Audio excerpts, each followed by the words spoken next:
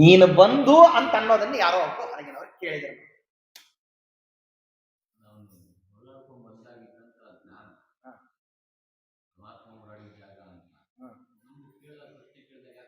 ಇದೇ ವೈಷ್ಣವಿ ಮಾಯ.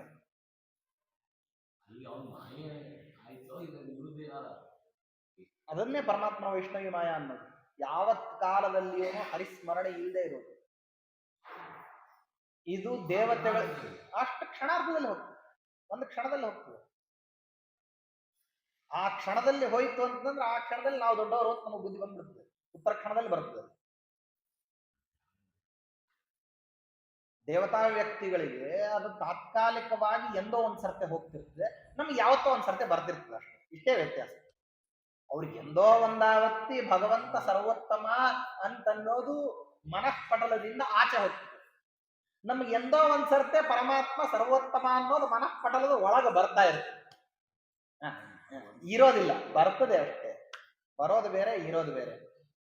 ಇದ್ದವರಿಗೆ ಹೋಗ್ತದೆ, ಇಲ್ಲದೆ ಇದ್ದವ್ರಿಗೆ ಹೋಗೋದು ಅನ್ನೋದು ಏನಿಲ್ಲ. ಮಧುರಾ ಮಧುರಾ ಕೇಶ ಮಹಸಾ ಮಹಸಾಧಿಕ ಸಹಸಾ ಸಹಸಾ ಆಪ್ಯ ಸ್ವೈರ್ಭವತಾ ಭವತಾರಕ.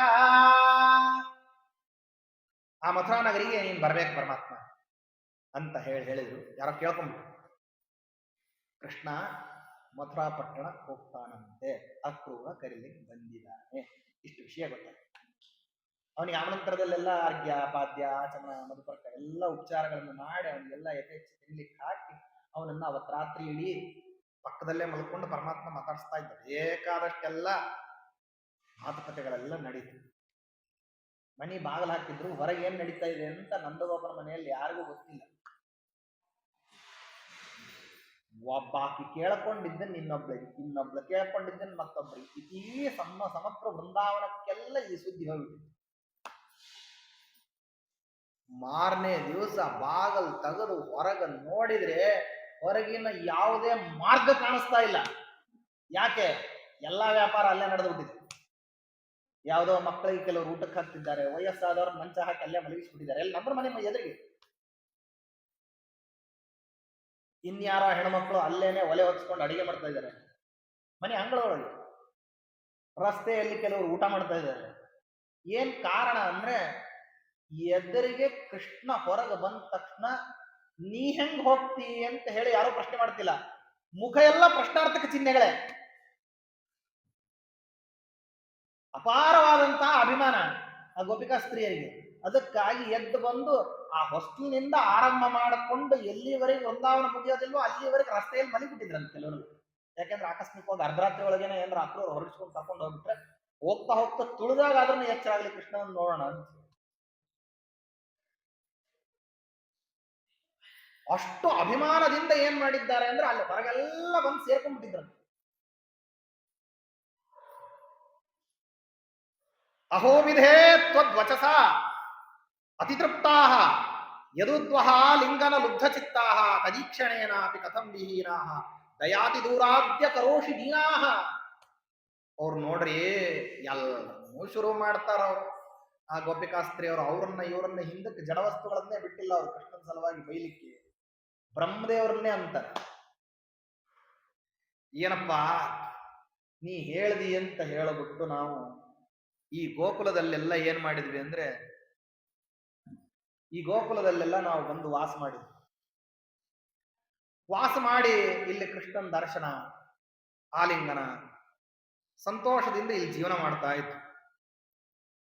ಆದ್ರೆ ನೀನ್ ನಮಗೆ ಆದೇಶ ಮಾಡಿದ್ದಿ ಅನ್ನೋದನ್ನು ಮರ್ತು ಬಿಟ್ಟು ದಯಾದೂರನಾಗಿ ಕೃಷ್ಣನನ್ನೇ ಕರ್ಕೊಂಡು ಹೋಗ್ತಿದ್ಯಲ್ಲ, ಸರಿನಾ? ಬ್ರಹ್ಮದೇವರನ್ನು ಕೇಳ್ತೀನಿ. ಅಯಮಪಿ ಚ ವಿರುದ್ಧ ನಾಮಧೇಯ ನಯತಿ ವಿಲಾಸಮುಪೇಕ್ಷ್ಯ ಕಾಮಿನೀನಾಂ ಪ್ರಿಯ ಸರಸ ವಿಲಾಸಮಗ್ರ್ಯವೇಶಂ ಕಮಲದೃಶಂ ಕಮನೀಯ ಚಾರುಹಾಸಂ. ಅಯಮಪಿ ಚ ವಿರುದ್ಧ ನಾಮಧೇಯ. ಯಾರೋ ಇಟ್ರಿ ಇವನಿಗೆ ಅಕ್ರೂರ ಅಂತ ಹೆಸರು. ಅಯಮಪಿ ಚ ವಿರುದ್ಧ ನಾಮಧೇಯ. ಅವರಪ್ಪ ಅಮ್ಮ ತಪ್ಪಿ ಹೆಸರಿಟ್ರೆ ಕೃಷ್ಣ ಪರಮಾತ್ಮನನ್ನ ನಮ್ಮಿಂದ ಅಗಲಿಸಿ ಇವ ಮಥುರೆಗೆ ಕರ್ಕೊಂಡು ಹೋಗ್ತಿದ್ದಾನೆ ಅಂದ್ರೆ ಅಯಮಪಿ ಚ ವಿರುದ್ಧ ನಾಮಧೇಯ. ಕಂಸ ಮಾತ್ರ ದುಷ್ಟ ಅಂತ ಇವತ್ತಿನವರೆಗೆ ಬೈತಿದ್ವಿ. ಆಯಾಮ ಪಿಚ ಇವನನ್ನು ಸೇರಿಸ್ಕೊಳ್ರಿ, ಇವನನ್ನು ಸೇರಿಸಿಕೊಳ್ಳ್ರಿ. ಆ ದುರಾತ್ಮ ಕೂಟದಲ್ಲಿ ಇವನು ಸೇರಿಸಿಕೊಂಡಿದ್ದಾನೆ. ಒಳ್ಳೆಯವನು ಅಂತ ನಿನ್ನೆ ರಾತ್ರಿವರೆಗೆ ನಾವು ಅನ್ಕೊಂಡಿದ್ವಿ. ಏನೋ ಹೊರಳಾಡ್ತಾ ಇದ್ದಾನೆ, ಕೃಷ್ಣ ಅಂತಿದ್ದಾನೆ, ನಾರಾಯಣ ಅಂತಿದ್ದಾನೆ, ನಮ್ಮನ್ನೆಲ್ಲ ಗೌರವದಿಂದ ನೋಡ್ದ, ಕಣ್ಣೀರ್ ಹಾಕಿದ, ಕೃಷ್ಣನನ್ನ ಕರ್ಕೊಂಡು ಹೋಗಿ ತೋರಿಸ್ರಿ ಅಂತ ನಂದ, ನಂದಗೋಪನ ಮನೆಯಲ್ಲೇ ಅಂತ ಕೇಳ್ದ. ಇದನ್ನೆಲ್ಲ ಕೇಳ್ದಾಗ ನಾವೇನ್ ಅನ್ಕೊಂಡ್ಬಿಟ್ಟಿದ್ವಿ, ಕೃಷ್ಣನಿಗೆ ಅತ್ಯಂತ ಬೇಕಾದವನಾಗಿರ್ಬೇಕೇನೋ ಅಂತ ಹೇಳಿ ನಾವು ಕರ್ಕೊಂಡು ಹೋದ್ವಿ. ಅಲ್ಲ, ಮೋಸ ಹೋಗಿದೀವಿ ನಾವು. ಅಪಿಶಬ್ದದಿಂದ ಸಮುಚ್ಚಯವನ್ನ ಮಾಡ್ತಾರೆ. ಅಯಮ ಪಿಚ ವಿರುದ್ಧ ನಾಮಧೇಯ. ಇಷ್ಟು ದಿವಸದವರೆಗೆ ಬಂದಿದ್ರಲ್ಲ ಯಾರು? ತೃಣಾಸುರ, ತೃಣಾವರ್ತ, ಉಗ್ರಾಸುರ, ವೃತ್ರಾಸುರ, ಕೇಶಿ, ಬಕಾಸುರ, ಅರಿಷ್ಟಾಸುರ, ಧೇನುಕ, ಪ್ರಲಂಬ, ಪಟ್ಟಿನೇ. ಅವರೆಲ್ಲರೂ ಏನಂತಂದ್ರೆ ಕ್ರೂರವಾದಂತಹ ರೂಪದಲ್ಲೇ ಬಂದು ಪರಮಾತ್ಮನನ್ನ ವಿರೋಧ ಮಾಡ್ಲಿಕ್ಕೆ, ನಮ್ಮ ಹತ್ತಿರದಲ್ಲಿನೂ ಭಗವಂತನನ್ನ ದ್ವೇಷ ಮಾಡ್ಲಿಕ್ಕೆ ಬಂದವರು ಅಂತ ಅನಿಸಿಕೊಂಡು ಹೋದ್ರವ್ರು. ಇವ ಹಂಗಲ್ಲ, ಸ್ವಲ್ಪ ಅವತಾರ ಬೇರೆ ಒಂದು, ಕೆಲಸ ಏನು ಅವ್ರಿಗಿಂತಲ ದುಷ್ಟ ಒಂದು. ಅಯಮ ಪಿಚ ವಿರುದ್ಧ ನಾಮಧೇಯ. ಅವರು ಕ್ರೂರರು, ಅದರ ಸ್ವರೂಪ ತೋರಿಸಿದ್ರು. ಇವ ಸ್ವಲ್ಪ ಒಳ್ಳೆ ಸ್ವರೂಪದಲ್ಲಿ ಬಂದಿದ್ದಾನೆ, ಭ್ರಾಂತರಾಗೋದ್ ಬೇಡ. ಇವ ಅಕ್ರೂರ ಅಲ್ಲ, ಕಿಂತು ಕ್ರೂರನಿವನು ಅಂತ ಏನ್ ಮಾಡ್ತಾರೆ ಅಂದ್ರೆ ಅಂತಾರ. ಇನ್ನೊಬ್ಳಂತಾಳೆ, ಏನ್ ಮಾಡ್ಲಿಕ್ಕ, ಎಂತವ್ರ ಹತ್ರ ಅನ್ನ ತಿಂತಾರೋ ಅಂತ ಬುದ್ಧಿ ಬರ್ತದೆ ಅಂತ ಇನ್ನೊಬ್ಳು. ಭೃತ್ಯೋಯಂ ಕಿಮು ಸಂತನೋತು ಸಪರಂ ಪ್ರತ್ಯರ್ಥಿಭೂತ ಸದಾಂ ಕಂಸಸ್ತದ್ಧನುತ್ಸವೋಸ್ತು ನಿಹತೋ ಭಗ್ನಂಚ ಭೂಯಾಧನು ಯೋಸ್ಮತ್ ಪ್ರಾಣ ಸಮಂ ವಿಯೋಜಯತಿ ಹಾ ಸ್ಮೇರಾನನಂ ಶ್ರೀಪತಿಂ ತಂ ಪ್ರಾಣೇನ ವಿಯೋಜಯತ್ವತಿ ಮದಂ ದೇವೋಸ್ಮದೀಯೋ ವಿಭು. ಇವನೇನ್ ಮಾಡ್ತಾನೆ, ಆ ಕಂಸ ಇವನಿಗೆ ಹೇಳಿ ಕಳಿಸಿದಾನ. ಅವನು ದುರಾತ್ಮ ಅಲ್ವಾ, ಇವ ಹೆಸರಿಗೆ ಮಾತ್ರ ಬಂದವನು. ಇವನಿಗೆ ಯಾಕೆ ನಾವು ಬೈಬೇಕು? ಕಂಸನನ್ನು ಬೈಬೇಕು. ಜಗತ್ನಲ್ಲೆಲ್ಲ ಖ್ಯಾತಿ ಬರಬೇಕು ಅಂತ ಧನುರ್ಯಾಗ ಮಾಡ್ತಾ ಇದ್ದಾನೆ. ಖ್ಯಾತಿನ ಬರ್ತದೆ, ಅವನ್ ಧನುಸ್ ಮುರಿದ ಹಾಳಾಗಲಿ, ಅವನು ನಮ್ಮ ಕೃಷ್ಣ ಪರಮಾತ್ಮನಿಂದ ಸಂಹಾರ ಆಗಲಿ. ಯಾಕೆ ಅಂತ ಕೇಳಿದ್ರೆ ಒಂದೇ ಕಾರಣ, ನಮ್ಮನ್ನ ಬಿಡಿಸಿ ಬಿಟ್ಟು ಕೃಷ್ಣನನ್ನ ಮಧುರೆಗೆ ಕರ್ಕೊಂಡು ಹೋಗೋ ವ್ಯಾಪಾರ ಮಾಡ್ತಿದ್ದಾನೆ. ಕಂಸ ಸಾಯಲಿ ಅನ್ನೋದಲ್ಲ, ನಮ್ಮನ್ನ ಕೃಷ್ಣ ಬಿಟ್ಟು ಹೋಗಲಿಕ್ಕೆ ಕಂಸ ಕಾರಣ ಆಗಿದ್ದಾನೆ. ಅದಕ್ಕೆ ಕಂಸ ಬದುಕೋದು ಬೇಡ. ಬೈಯೋರು ನಾನಾ ರೀತಿ ಬೈತಾರೆ. ನಮ್ಮೆಲ್ಲ ಬ್ರಾಹ್ಮಣ ಸ್ವಭಾವ ಹೆಂಗೆ, ನಮ್ ಸ್ನಾನ ಸಂಧ್ಯಾವನ್ನ ಇಡ್ತೀವಿ, ಯಾವ ನಾರ ರಾಜ್ಯಭಾರ ಮಾಡಿ ನಮಗೇನಾಗಬೇಕಾಗಿದೆ. ಪೇಶ್ವೆಗಳ ಮೇಲೆ ಯುದ್ಧಕ್ಕೆ ಬಂದಿದ್ರ ಯಾರ ತುರ್ಕು, ಯುದ್ಧಕ್ಕೆ ಬಂದ್ರೆ ಏನ್ ನಡೀತಾ ಇತ್ತು ಅಂತಂದ್ರೆ, ಮನೆಯಲ್ಲಿ ಒಳ್ಳೆ ಉತ್ಸವ, ಊಟ, ಭರ್ಜರಿ ಭೋಜನ ನಡೀತಾ ಇತ್ತು. ನಡೀತಿರ್ಬೇಕಾದ್ರೆ ಬ್ರಾಹ್ಮರೆಲ್ಲ ಊಟಕ್ಕೆ ಕೂತ ಗೊತ್ತಲ್ಲ ನಿಮ್ಗೆ, ಚೆನ್ನಾಗಿ ಊಟ ಮಾಡ್ತಾ ಇದ್ರು. ಊಟಕ್ಕೆ ಬಡಿಸ್ತಿರ್ಬೇಕಾದ್ರೆ ಅಂದ್ರಂತೆ ತುರುಕರು ಬರ್ತಾ ಇದ್ದಾರೆ, ದಾಳಿ ಮಾಡ್ತಾ ಇದ್ದಾರೆ. ಎಲ್ಲಿ ಬಂದ್ರು? ಕೋಟೆ ಅಂತ ಹಾಕೊಂಡ್ ಬರ್ಲಿ ಬಿಡು ಅನ್ನೋಳೆ ಯಾಕೆ ಮೊದ್ಲು ಹೊಡಿತಿದ್ದಾರೆ ಕೋಟೆಯನ್ನ. ಇರ್ಲಿ ಬಿಡ, ಹೋಳಿಗೆ ಮಾಡಿದಾರಲ್ಲ, ಬಡಸ ಮೊದ್ಲನ್ನ.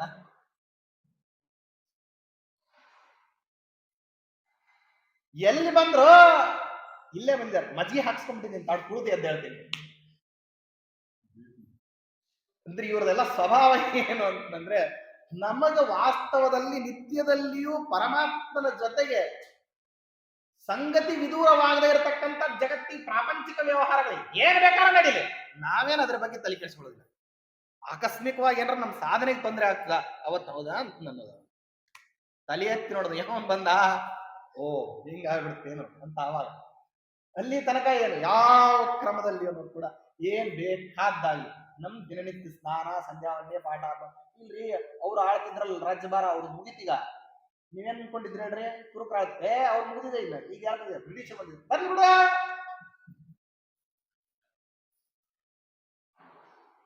ನಮ್ದೆಲ್ಲ ನಡೆದಿದ್ದಾವೆ ಎಲ್ಲ ಕಾರ್ಯಕ್ರಮ ಸರಿ, ರಾಜ್ಯಭಾರ ಯಾವನಾರ ಮಾಡ್ಲಿ.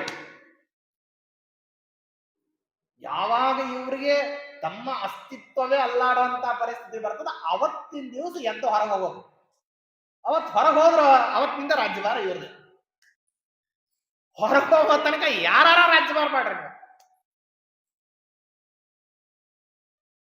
ಯಾಕೆ ಅಂದ್ರೆ ಇನ್ನೆಲ್ಲಾ ವಿಧವಾಗಿರತಕ್ಕಂತಹ ಕಾರ್ಯಗಳು ಬುದ್ಧಿ ಅಧೀನ. ಬುದ್ಧಿ ಯಾರ ಅಧೀನ? ಅದನ್ನ ಬಯಸೋರ ಅಧೀನ. ಯಾರು ಬಯಸೋರು? ಯಾರು ಧಿಯೋ ಯೋನ ಪ್ರಚೋದಯಾತ್ ಅಂತ ಬಯಸ್ತಾರೋ ಅವರು. ಯಾವನ ನಿತ್ಯದಲ್ಲಿ ಏಕಾಗ್ರ ಮನಸ್ಕನಾಗಿ ಬುದ್ಧಿ ನನ್ನನ್ನು ಪ್ರೇರಣೆ ಮಾಡ್ಲಿ, ನನ್ನ ಬುದ್ಧಿಯನ್ನು ಪ್ರೇರಿಸಲಿ ಶ್ರೀಹರಿ ಅಂತಂದೇಳಿ ಯಾರು ಕೇಳ್ಕೊಳ್ಳೋರು? ಇರೋದು ಒಂದೇ ವರ್ಗ. ಅದಕ್ಕೋಸ್ಕರವಾಗಿ ಎದ್ದು ಹೊರಗೆ ಹೋದ್ರು ನಮ್ದೇ ರಾಜ್ಯ, ಒಳಗಿದ್ವು ಯಾರ ರಾಜ್ಯಭಾರ ಮಾಡ್ಲಿ. ಅದಕ್ಕೋಸ್ಕರವಾಗಿ ಆಗ್ಲೂ ಹಿಂಗೆ ಇದ್ರಂತೆ. ಅದಕ್ಕಾಗಿ ಸುಮ್ಮನೆ ಇದ್ರು. ಯಾವಾಗ ಕಂಸ ಅನರ್ಥಕ್ಕೆ ಎಡೆ ಮಾಡ್ತಾ ಇದ್ದಾನೆ ಅಂತ ಅನಿಸ್ತೋ ಆವಾಗ ಅವರೆಲ್ಲರೂ ಸೇರ್ಕೊಂಡು ಒಟ್ಟಿಗೆನೆ ಶಾಪ ಹಾಕಿದ್ರು. ಏನಂತಂದ್ರೆ, ಇವನ್ ಧನುರ್ಯಾಗ ಹಾಳಾಗೋಗ್ಲಿ, ಇವನಿಗೆ ಮರಣ ಬೇಗ ಬರಲಿ, ಕೃಷ್ಣ ಪರಮಾತ್ಮ ಅವನು ಸಂಹಾರ ಮಾಡಲಿ. ಆವಾಗ ಹೊರಟ ಪರಮಾತ್ಮ ಬಾಗಿಲು ತೆಗೆದಂತೆ. ಭಗವಂತ ಬೆಳಗ್ಗೆ ಪೂರ್ವದಲ್ಲಿ ಸೂರ್ಯೋದಯ ಆಗೋಕ್ಕಿಂತ ಮುಂಚೆ ಎದ್ದು ಸ್ನಾನಾದಿಗಳನ್ನು ಮಾಡಿಸಿಕೊಂಡು ಯಶೋಧಾದೇವಿ ತಾನೆಲ್ಲ ಪರಮಾತ್ಮನಿಗೆ ಅಂಗಮರ್ದನಾದಿಗಳನ್ನೆಲ್ಲ ಮಾಡಿಸಿ ಸ್ನಾನಕ್ಕೆ ಹಾಕಿ ಇವನ್ನೆಲ್ಲ ನಿತ್ಯಾನ್ಯಗಳನ್ನೆಲ್ಲ ಏನ್ ಮಾಡ್ಬೇಕಾಗಿತ್ತು ಎಲ್ಲ ವಸ್ತ್ರಾಲಂಕಾರ ಮಂಡಿತನಾಗಿ ಬಂದಂತೆ. ಅಷ್ಟರಲ್ಲಿ ಎದ್ದವನು ಅಕ್ರೂರ ಬಾಗಿಲು ತೆಗೆದು ನೋಡಿದ್ದಾನೆ. ರಸ್ತೆನೇ ಕಾಣ್ತಿಲ್ಲ, ಜನನೇ ಕಾಣಿಸ್ತಾ ಇದ್ದಾರೆ ಅವರಿಗೆ. ಇವ್ರನ್ನ ಪಕ್ಕಕ್ಕೆ ಸರಿ ಅಂತ ಹೇಳಿ ಹೊರಟ್ರು ಕೂಡ ಇವತ್ತಿಡೀ ನಾವು ವೃಂದಾವನನ್ನು ದಾಟ್ಲಿಕ್ಕೆ ಆಗೋದಿಲ್ಲ ಅಂತ ಅವನು ಅನ್ಕೊಂಡಂತ. ಯಾರು? ಅಕ್ರೂರ ಬಾಗಿಲು ತೆಗೆದು. ಕೃಷ್ಣ ನಿರಾತಂಕನಾಗಿ ಎಲ್ಲ ಬಂದಂತೆ. ಬಂದು ಬಿಟ್ಟು ನೋಡಿದ್ನಂತೆ. ಒಂದ್ಸರ್ತೆ ಕೃಷ್ಣ ಪರಮಾತ್ಮನ ದರ್ಶನ ಆಯ್ತು. ಯಾರ್ಯಾರು ಹೆಂಗಿದ್ರೋ ಎದ್ದು ಮುಖ ನೋಡಿದ್ರಂತೆ. ಏನ್ ಜಗ್ಗಂತ ಮುಖ ಅರಳಬೇಕದು ಒಬ್ರಕ್ಕಿಂತ. ಆ ಯಶೋಧಾದೇವಿ ಕಣ್ಣೀರು ತುಂಬಿಕೊಂಡು ನಿಂತಿರೋರಿಗೆ ಸಮಾಧಾನ ಹೇಳ್ಬೇಕು ಅಂತ ಬಂದ್ಲಂತೆ. ಆಗ ಗೋಪಿಕಾಸ್ತ್ರೀಯರು ಹೇಳ್ತಾರೆ, ಏನ್ ಗೊತ್ತಿದೆ ಅಂತ ಹೇಳ್ಬಿಟ್ಟು ನಮಗ ಸಮಾಧಾನ ಹೇಳಲಿಕ್ಕೆ ಬಂದಿದ್ದೆ. ಕೃಷ್ಣ ನಮ್ಮೊಂದಿಗೆ ಹೆಂಗಿದ್ದ ಅಂತ ನಿನಗೇನ್ ಗೊತ್ತಿದೆ? ನಾವು ಹೇಳ್ತೀವಿ, ಕೇಳಿ. ನಾವು ಬಹುಕಾಲದಿಂದಾಗಿ ಕೃಷ್ಣ ಪರಮಾತ್ಮನ ಸಂಘದಲ್ಲಿ ಇದ್ದಂಥವ್ರು. ಅದಕ್ಕಾಗಿ ನಮಗ ಸಮಾಧಾನ ಹೇಳ್ಬೇಡ ಅಂತ ಹೇಳಿ ಕೃಷ್ಣನನ್ನು ನೋಡಿದಂತೆ. ಪರಮಾತ್ಮ ಹೋಗಿ ಬರ್ತೀನಿ ಅಂತ ಹೇಳಿದ. ಒಂದ್ ಸರ್ತೆ ನೋಡಿದ್ನಂತೆಲ್ರಿ. ನೋಡಿದ ಕ್ಷಣಕ್ಕೆ ಎಲ್ಲಾರು ಕಣ್ಣೀರು ತುಂಬಿಕೊಂಡು ನಿಂತಿದ್ರು. ವಿಜಯದಾಸರು ಬಹಳ ಸ್ವಾರಸ್ಯವಾಗಿ ಹೇಳ್ತಾರೆ, ಹೋಗಿ ಬರುವೆ ಗೋಪ ನಾಗವೇಣಿಯರೇ ಚೆನ್ನಾಗಿ ಮತ್ತೆ ಪೂರ್ಣ ವಾಗಿರಾಲಿ. ನಾ ಹೋಗಿ ಬರ್ತೀನಿ, ನನ್ನಲ್ಲಿ ನೀವು ಏನಿಟ್ಕೊಳ್ರಿ ಅಂದ್ರೆ ಮಮತ್ವ ಬುದ್ಧಿ. ನನ್ನ ಮೇಲೆ ನಿಮ್ಗೆ ಏನಿರಲಿ ಅಂದ್ರೆ ಮಮತೆ ಇರಲಿ. ಕೃಷ್ಣ ನನ್ನವನು, ಮಮಸ್ವಾಮಿ ಹರಿರ್ನಿತ್ಯಂ ಸರ್ವಸ್ಯ ಪತಿರೇವಚ. ಇದನ್ನ ಹೇಳ್ತಿರೋದಿಲ್ಲ, ಅವರೆಷ್ಟು ಚೆನ್ನಾಗಿ ಹೇಳ್ತಾರೆ. ಹೋಗಿ ಬರುವೆ ಗೋಪ ನಾಗವೇಣಿಯರೇ ಚೆನ್ನಾಗಿ ಮತ್ತೆ ಪೂರ್ಣವಾಗಿರಲಿ.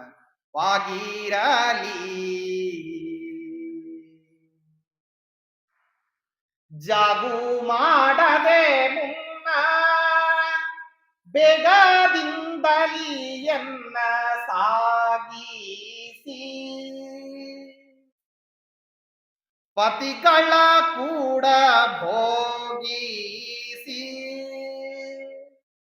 ತತ್ಪಾದ ಯುಗ್ಮವ ಸೇವಿಸಿ ನೀಗುವುದು ಪಾಪಂಗಳೆಲ್ಲವೂ ಆಗುವುದು ಭವರೋಗ ಮಂಗಳವಾಗುವುದು ಲೇಸಾಗಿ ಹರುಷಿತ ರಾಗಿ ಕಳುಹಿರಿ ಈಗ ಮಧುರೆಗೆ ಹೋಗಿ ಬರುವೆ. ನಾ ಹೋಗಿ ಬರ್ತೀನಿ. ಅವರೆಲ್ಲರದು ಒಂದೇ ಪ್ರಶ್ನೆ, ನೀ ಹೋಗಿ ಬರ್ತೀಯ ಅಂದ್ರೆ ನಮಗೇನ್ ಕೆಲ್ಸ? ಅವಾಗ ಹೇಳಿದ್ನಲ್ಲ, ಧರ್ಮೋ ನವೋಯಂ ಶ್ರುತಿ ಸಂಗತಾಕ್ಷ್ಯ ಅಂತ ಹೇಳಿದ್ರೆ ಅದಕ್ಕೆ ಅವ್ರೇನಂದ್ರು, ಧರ್ಮೋ ನವೋಯಂ ಶ್ರುತಿ ಸಂಗತಾಕ್ಷ. ಇದು ಧರ್ಮ ಅಲ್ಲ ಅಂತ ಪರಮಾತ್ಮ ಹೇಳಲಿಕ್ಕೆ ಬಂದಂತೆ. ಅದಕ್ಕೆ ಹೌದಪ್ಪ, ಇದು ಹಳೆ ಧರ್ಮ ಇಲ್ಲ, ಇದು ಏನಿದು ಧರ್ಮೋ ನವೋಯಂ, ಇದು ಹೊಸದಿದು ಧರ್ಮ. ಅದಕ್ಕಾಗಿ ಜಾಗು ಮಾಡದೆ ಮುನ್ನ, ನಿಧಾನ ಮಾಡಬೇಡ್ರಿ, ನನಗೆ ಅವಸರ ಇದೆ, ಹೋಗ್ಬೇಕು. ಅದಕ್ಕಾಗಿ ನನ್ನನ್ನೇನು ಮಾಡ್ರಿ, ಬೇಗ ಕಳಿಸ್ತೀನಿ. ಬೇಗದಿಂದಲೀ ಎನ್ನ ಸಾಗಿಸಿ. ಮುಂದೇನ್ ಮಾಡ್ಬೇಕು ಅಂತಂದು ಕೇಳಿದ್ರೆ, ಗಂಡನ ಜೊತೆಗೆ ಚೆನ್ನಾಗಿ ಸಂಸಾರ ಮಾಡ್ರಿ ಅಂತ. ನಮ್ಮಲ್ಲಿ ಒಬ್ಬರಿಗೆ ಸಂಸಾರ ಮಾಡ್ಲಿಕ್ಕೆ ಆದೇಶ ಶಾಸ್ತ್ರದಲ್ಲಿ, ಇನ್ನೊಬ್ಬರಿಗೆ ಸಂಸಾರ ಬಿಡ್ಲಿಕ್ಕೆ ಆದೇಶ. ಚಿತ್ರ ಇದೆ ಈ ಶಾಸ್ತ್ರ. ಇದು ಒಬ್ರಿಗೆ ಹೇಳ್ದಂಗೆ ಇನ್ನೊಬ್ರಿಗೆ ಹೇಳೋದಿಲ್ಲ. ತಲಿಗೆಲ್ಲ ಒಂದೊಂದು ಮಂತ್ರ, ಎಲ್ಲಾ ಸೇರಿಸಿ ಒಂದೇ ಮಂತ್ರ ಅಲ್ಲ, ತಲಿ ಭಿನ್ನ ಭಿನ್ನ ಆದಂಗ ಮಂತ್ರಗಳು ಬೇರೆ ಬೇರೆ. ಗಂಡಸರಿಗೆ ಏನ್ ಹೇಳ್ತದೆ, ಎಲ್ಲ ಬಿಡಪ್ಪ, ವೈರಾಗ್ಯ ಸಂಪಾದನೆ ಮಾಡ್ಕೋ, ಪಾಠ ಪ್ರವಚನ ಮಾಡು, ನಿತ್ಯದಲ್ಲಿ ಓದೋದು ಬರೆಯೋದು ಇದ್ರ ಬಗ್ಗೆ ಅದನ್ನ ಕೇಳಿದ್ನಲ್ಲ, ಯಾರಿಗೆ ಅಕ್ರೂರ್ನ ಕೇಳಿದ್ನೋ ಇಲ್ಲ, ಸ್ವಾಧ್ಯಾಯದಲ್ಲಿ ಏನಾದ್ರೂ ಬುದ್ಧಿ ಇದೆಯೇನೋ ಅಂತ ಕೇಳಿದ್ನೋ ಇಲ್ಲ ಅವನಿಗೆ. ಅವ್ರಿಗೆ ಈ ರೀತಿ ಕೇಳೋದು, ಇವ್ರಿಗೆ ಗಂಡನ ಜೊತೆಗೆ ಸುಖವಾಗಿ ಸಂಸಾರ ಮಾಡಮ್ಮ, ಅಲ್ಲಿ ಏನ್ ಹೇಳುತ್ತಿದ್ದೀರಿ ನೀವು? ಸರ್ವಸಂಗ ಅದು ಅವ್ರಿಗೆ, ಆ ಸರ್ವಸಂಗ ಪರಿತ್ಯಾಗ ಏನಿದೆಯಲ್ಲ ಅದು ಅವ್ರಿಗೆ. ನೀವು ಸರ್ವಸಂಗ ಸಂಗಿಗಳಾಗಬೇಕು. ಸರ್ವಸಂಗ ಪರಿತ್ಯಾಗ ಯಾರಿಗೆ? ಅವ್ರಿಗೆ. ಇರೋ ಎಲ್ಲ ವ್ಯಾಪಾರಗಳನ್ನ ನಿಲ್ಲಿಸಿ ನಿತ್ಯದಲ್ಲಿ ಏನಂದ್ರೆ ಪಾಠ ಪ್ರವಚನ ಅಧ್ಯಯನ ಅಧ್ಯಾಪನ ದಾನ ಪ್ರತಿಗ್ರಹ ಯಜನ ಯಾಜನ ತಪಸ್ಸು ಶಮದಮಾದಿ ಸಂಪತ್ತುಗಳ ಸಂಪಾದನೆ ಇದು ಯಾರ್ದು? ನೀವು ಮಾಡಿ. ಅವರು ನಿತ್ಯದಲ್ಲಿ ಏನ್ ಮಾಡ್ಬೇಕು ಅಂತಂದ್ರೆ ಅತ್ಯಾಕರ್ಷಕವಾಗಿ ಸಂಸಾರದತ್ರ ನಿಮ್ಮನ್ನು ಎಳ್ಕೊಳ್ಳೋ ಹಂಗ್ ಮಾಡ್ಬೇಕಂತೆ. ಯಾಕಾರ ಮನೆಗೆ ಬಂದೇವಂತ ನನ್ಬಾರ್ದು ಗಂಡ, ಮನಿ ಬಿಟ್ಟು ಹೊರಡೋದು ಬೇಡ ಅನ್ಸಿರ್ಬೇಕು ಅವನಿಗೆ. ಮನಿ ಬಿಟ್ಟು ಹೊರಗೆ ಎಲ್ಲೂ ಹೋಗೋದು ಬೇಡ, ಬೇರೆಯವ್ರ ಕಡೆ ಊಟ ಮಾಡೋದು ಬೇಡ, ನನ್ನ ಮನೆ ಎಷ್ಟು ಚೆನ್ನಾಗಿರೋ ಮನೆ ಇನ್ನೊಂದಿಲ್ಲ, ನನ್ನ ಹೆಂಡತಿಯಷ್ಟು ಒಳ್ಳೆಯವಳಾಗಿರ್ತಕ್ಕಂತ ಒಂದು ಇನ್ನೊಂದು ಪ್ರಪಂಚದಲ್ಲಿಲ್ಲ ಅಂತ ಹೇಳಿ ಗಂಡಸರಿಗೆ ಬುದ್ಧಿ ಬರೋ ಹಂಗ ಸಂಸಾರ ಮಾಡಿದ್ರೆ ಪರಮಾತ್ಮ ಅಂತಾರಂತೆ ಫುಲ್ ಡಿಸ್ಟಿಂಕ್ಷನ್, ಫುಲ್ ಮಾರ್ಕ್ಸ್. ಜಾಗು ಮಾಡದೆ ಮುನ್ನ ಬೇಗದಿಂದಲೀ ಎನ್ನ ಸಾಗಿಸಿ, ಪತಿಗಳ ಕೂಡ ಭೋಗಿಸಿ, ಚೆನ್ನಾಗಿ ಅವರನ್ನು ಮೋಹಿಸಿ. ಇಷ್ಟು ಮಾಡಿ ಸದಾ ಕಾಲಕ್ಕೂ ಗಂಡನನ್ನ ನಿಮ್ಮ ಅನುನಯಿಸ್ತಕ್ಕಂತಹ ಮಾತುಗಳಿಂದಾಗಿ ಏನ್ ಮಾಡ್ಬೇಕು? ಕಸಬರಿಗೆ ಹಿಡ್ಕೊಂಡು ಮನೆಯಾಗ ಇರ್ರಿ ಅಂತ ಹೇಳೋದಲ್ಲ, ಮಾತುಗಳಿಂದ ಹಿಡಿದು ಇಟ್ಕೋಬೇಕು. ಮಾತುಗಳಿಂದ, ನಡತೆಯಿಂದ, ಆಪ್ಯಾಯಕರವಾದಂತಹ ಉಪಚಾರದಿಂದ ಏನ್ ಮಾಡಬೇಕು? ಹಿಡಿದು ಇಟ್ಕೊಂಡ್ರೆ ಏನಾಗ್ತದೆ ಇದರಿಂದ ಅಂತಾನ ಪರಮಾತ್ಮ. ನೀಗುವುದು ಪಾಪಂಗಳೆಲ್ಲವೂ. ಆಶ್ಚರ್ಯನೇ ಪಡ್ಲಿಕ್ಕೆ ಹೋಗ್ಬೇಡ್ರಿ. ಆ ಸಂಸಾರವನ್ನ ನೀವು ಶ್ರದ್ಧೆಯಿಂದ ಮಾಡಿದ್ರ ಅಲ್ಲೇ ಪಾಪ ಕಳೆದು ಬಿಡ್ತೀನಿ ನಿಮ್ದೆಲ್ಲ. ಏನೇನು ಪಾಪ ಮಾಡಿರ್ತಿರಲ್ಲ ಅದೋಷ್ಟು ಪಾಪ ಒಟ್ಟಿಗೆನೆ ಕಳಿತೀವಿ. ಆದ್ರೆ ಆ ಸಂಸಾರವನ್ನು ನೀವೇನ್ ಮಾಡ್ಬೇಕು? ಅತ್ಯಾಸಕ್ತಿಯಿಂದ ಮಾಡಬೇಕು, ಅತ್ಯಂತ ಆಸಕ್ತಿಯಿಂದ. ಎಷ್ಟು ಆಸಕ್ತಿಯಿಂದ? ಆಕಸ್ಮಿಕವಾಗಿಯೂ ಏನ್ ಮಾಡಬಾರ್ದು ಅಂತಂದ್ರೆ ನಿಮ್ಮ ಕೆಲಸವನ್ನ ಇನ್ನೊಬ್ರು ಮಾಡೋದನ್ನ ನೀವು ನೋಡಿ ಸುಮ್ಮನಿರಬಾರ್ದು, ಇಷ್ಟಪಡಬಾರ್ದು. ಸ್ವಯಂ ರಮಾದೇವಿ ಆ ರೀತಿ ಮಾಡ್ತಾರೆ. ಛತ್ರ ಚಾಮರ ವ್ಯಜನ ಪರ್ಯಂಕ. ಪರಮಾತ್ಮ ತನ್ನ ಮನೆಯೊಳಗೆ ಹಂಗೆ ಇಟ್ಕೊಂಡಿದ್ದಾನೆ. ಅದಕ್ಕೆ ಅವ ಏನಂತಾನೆ, ಎಲ್ರೂ ಹಿಂಗೆ ಇಟ್ಕೊಳ್ರಿ ಮನೆಯನ್ನ ಅಂತ.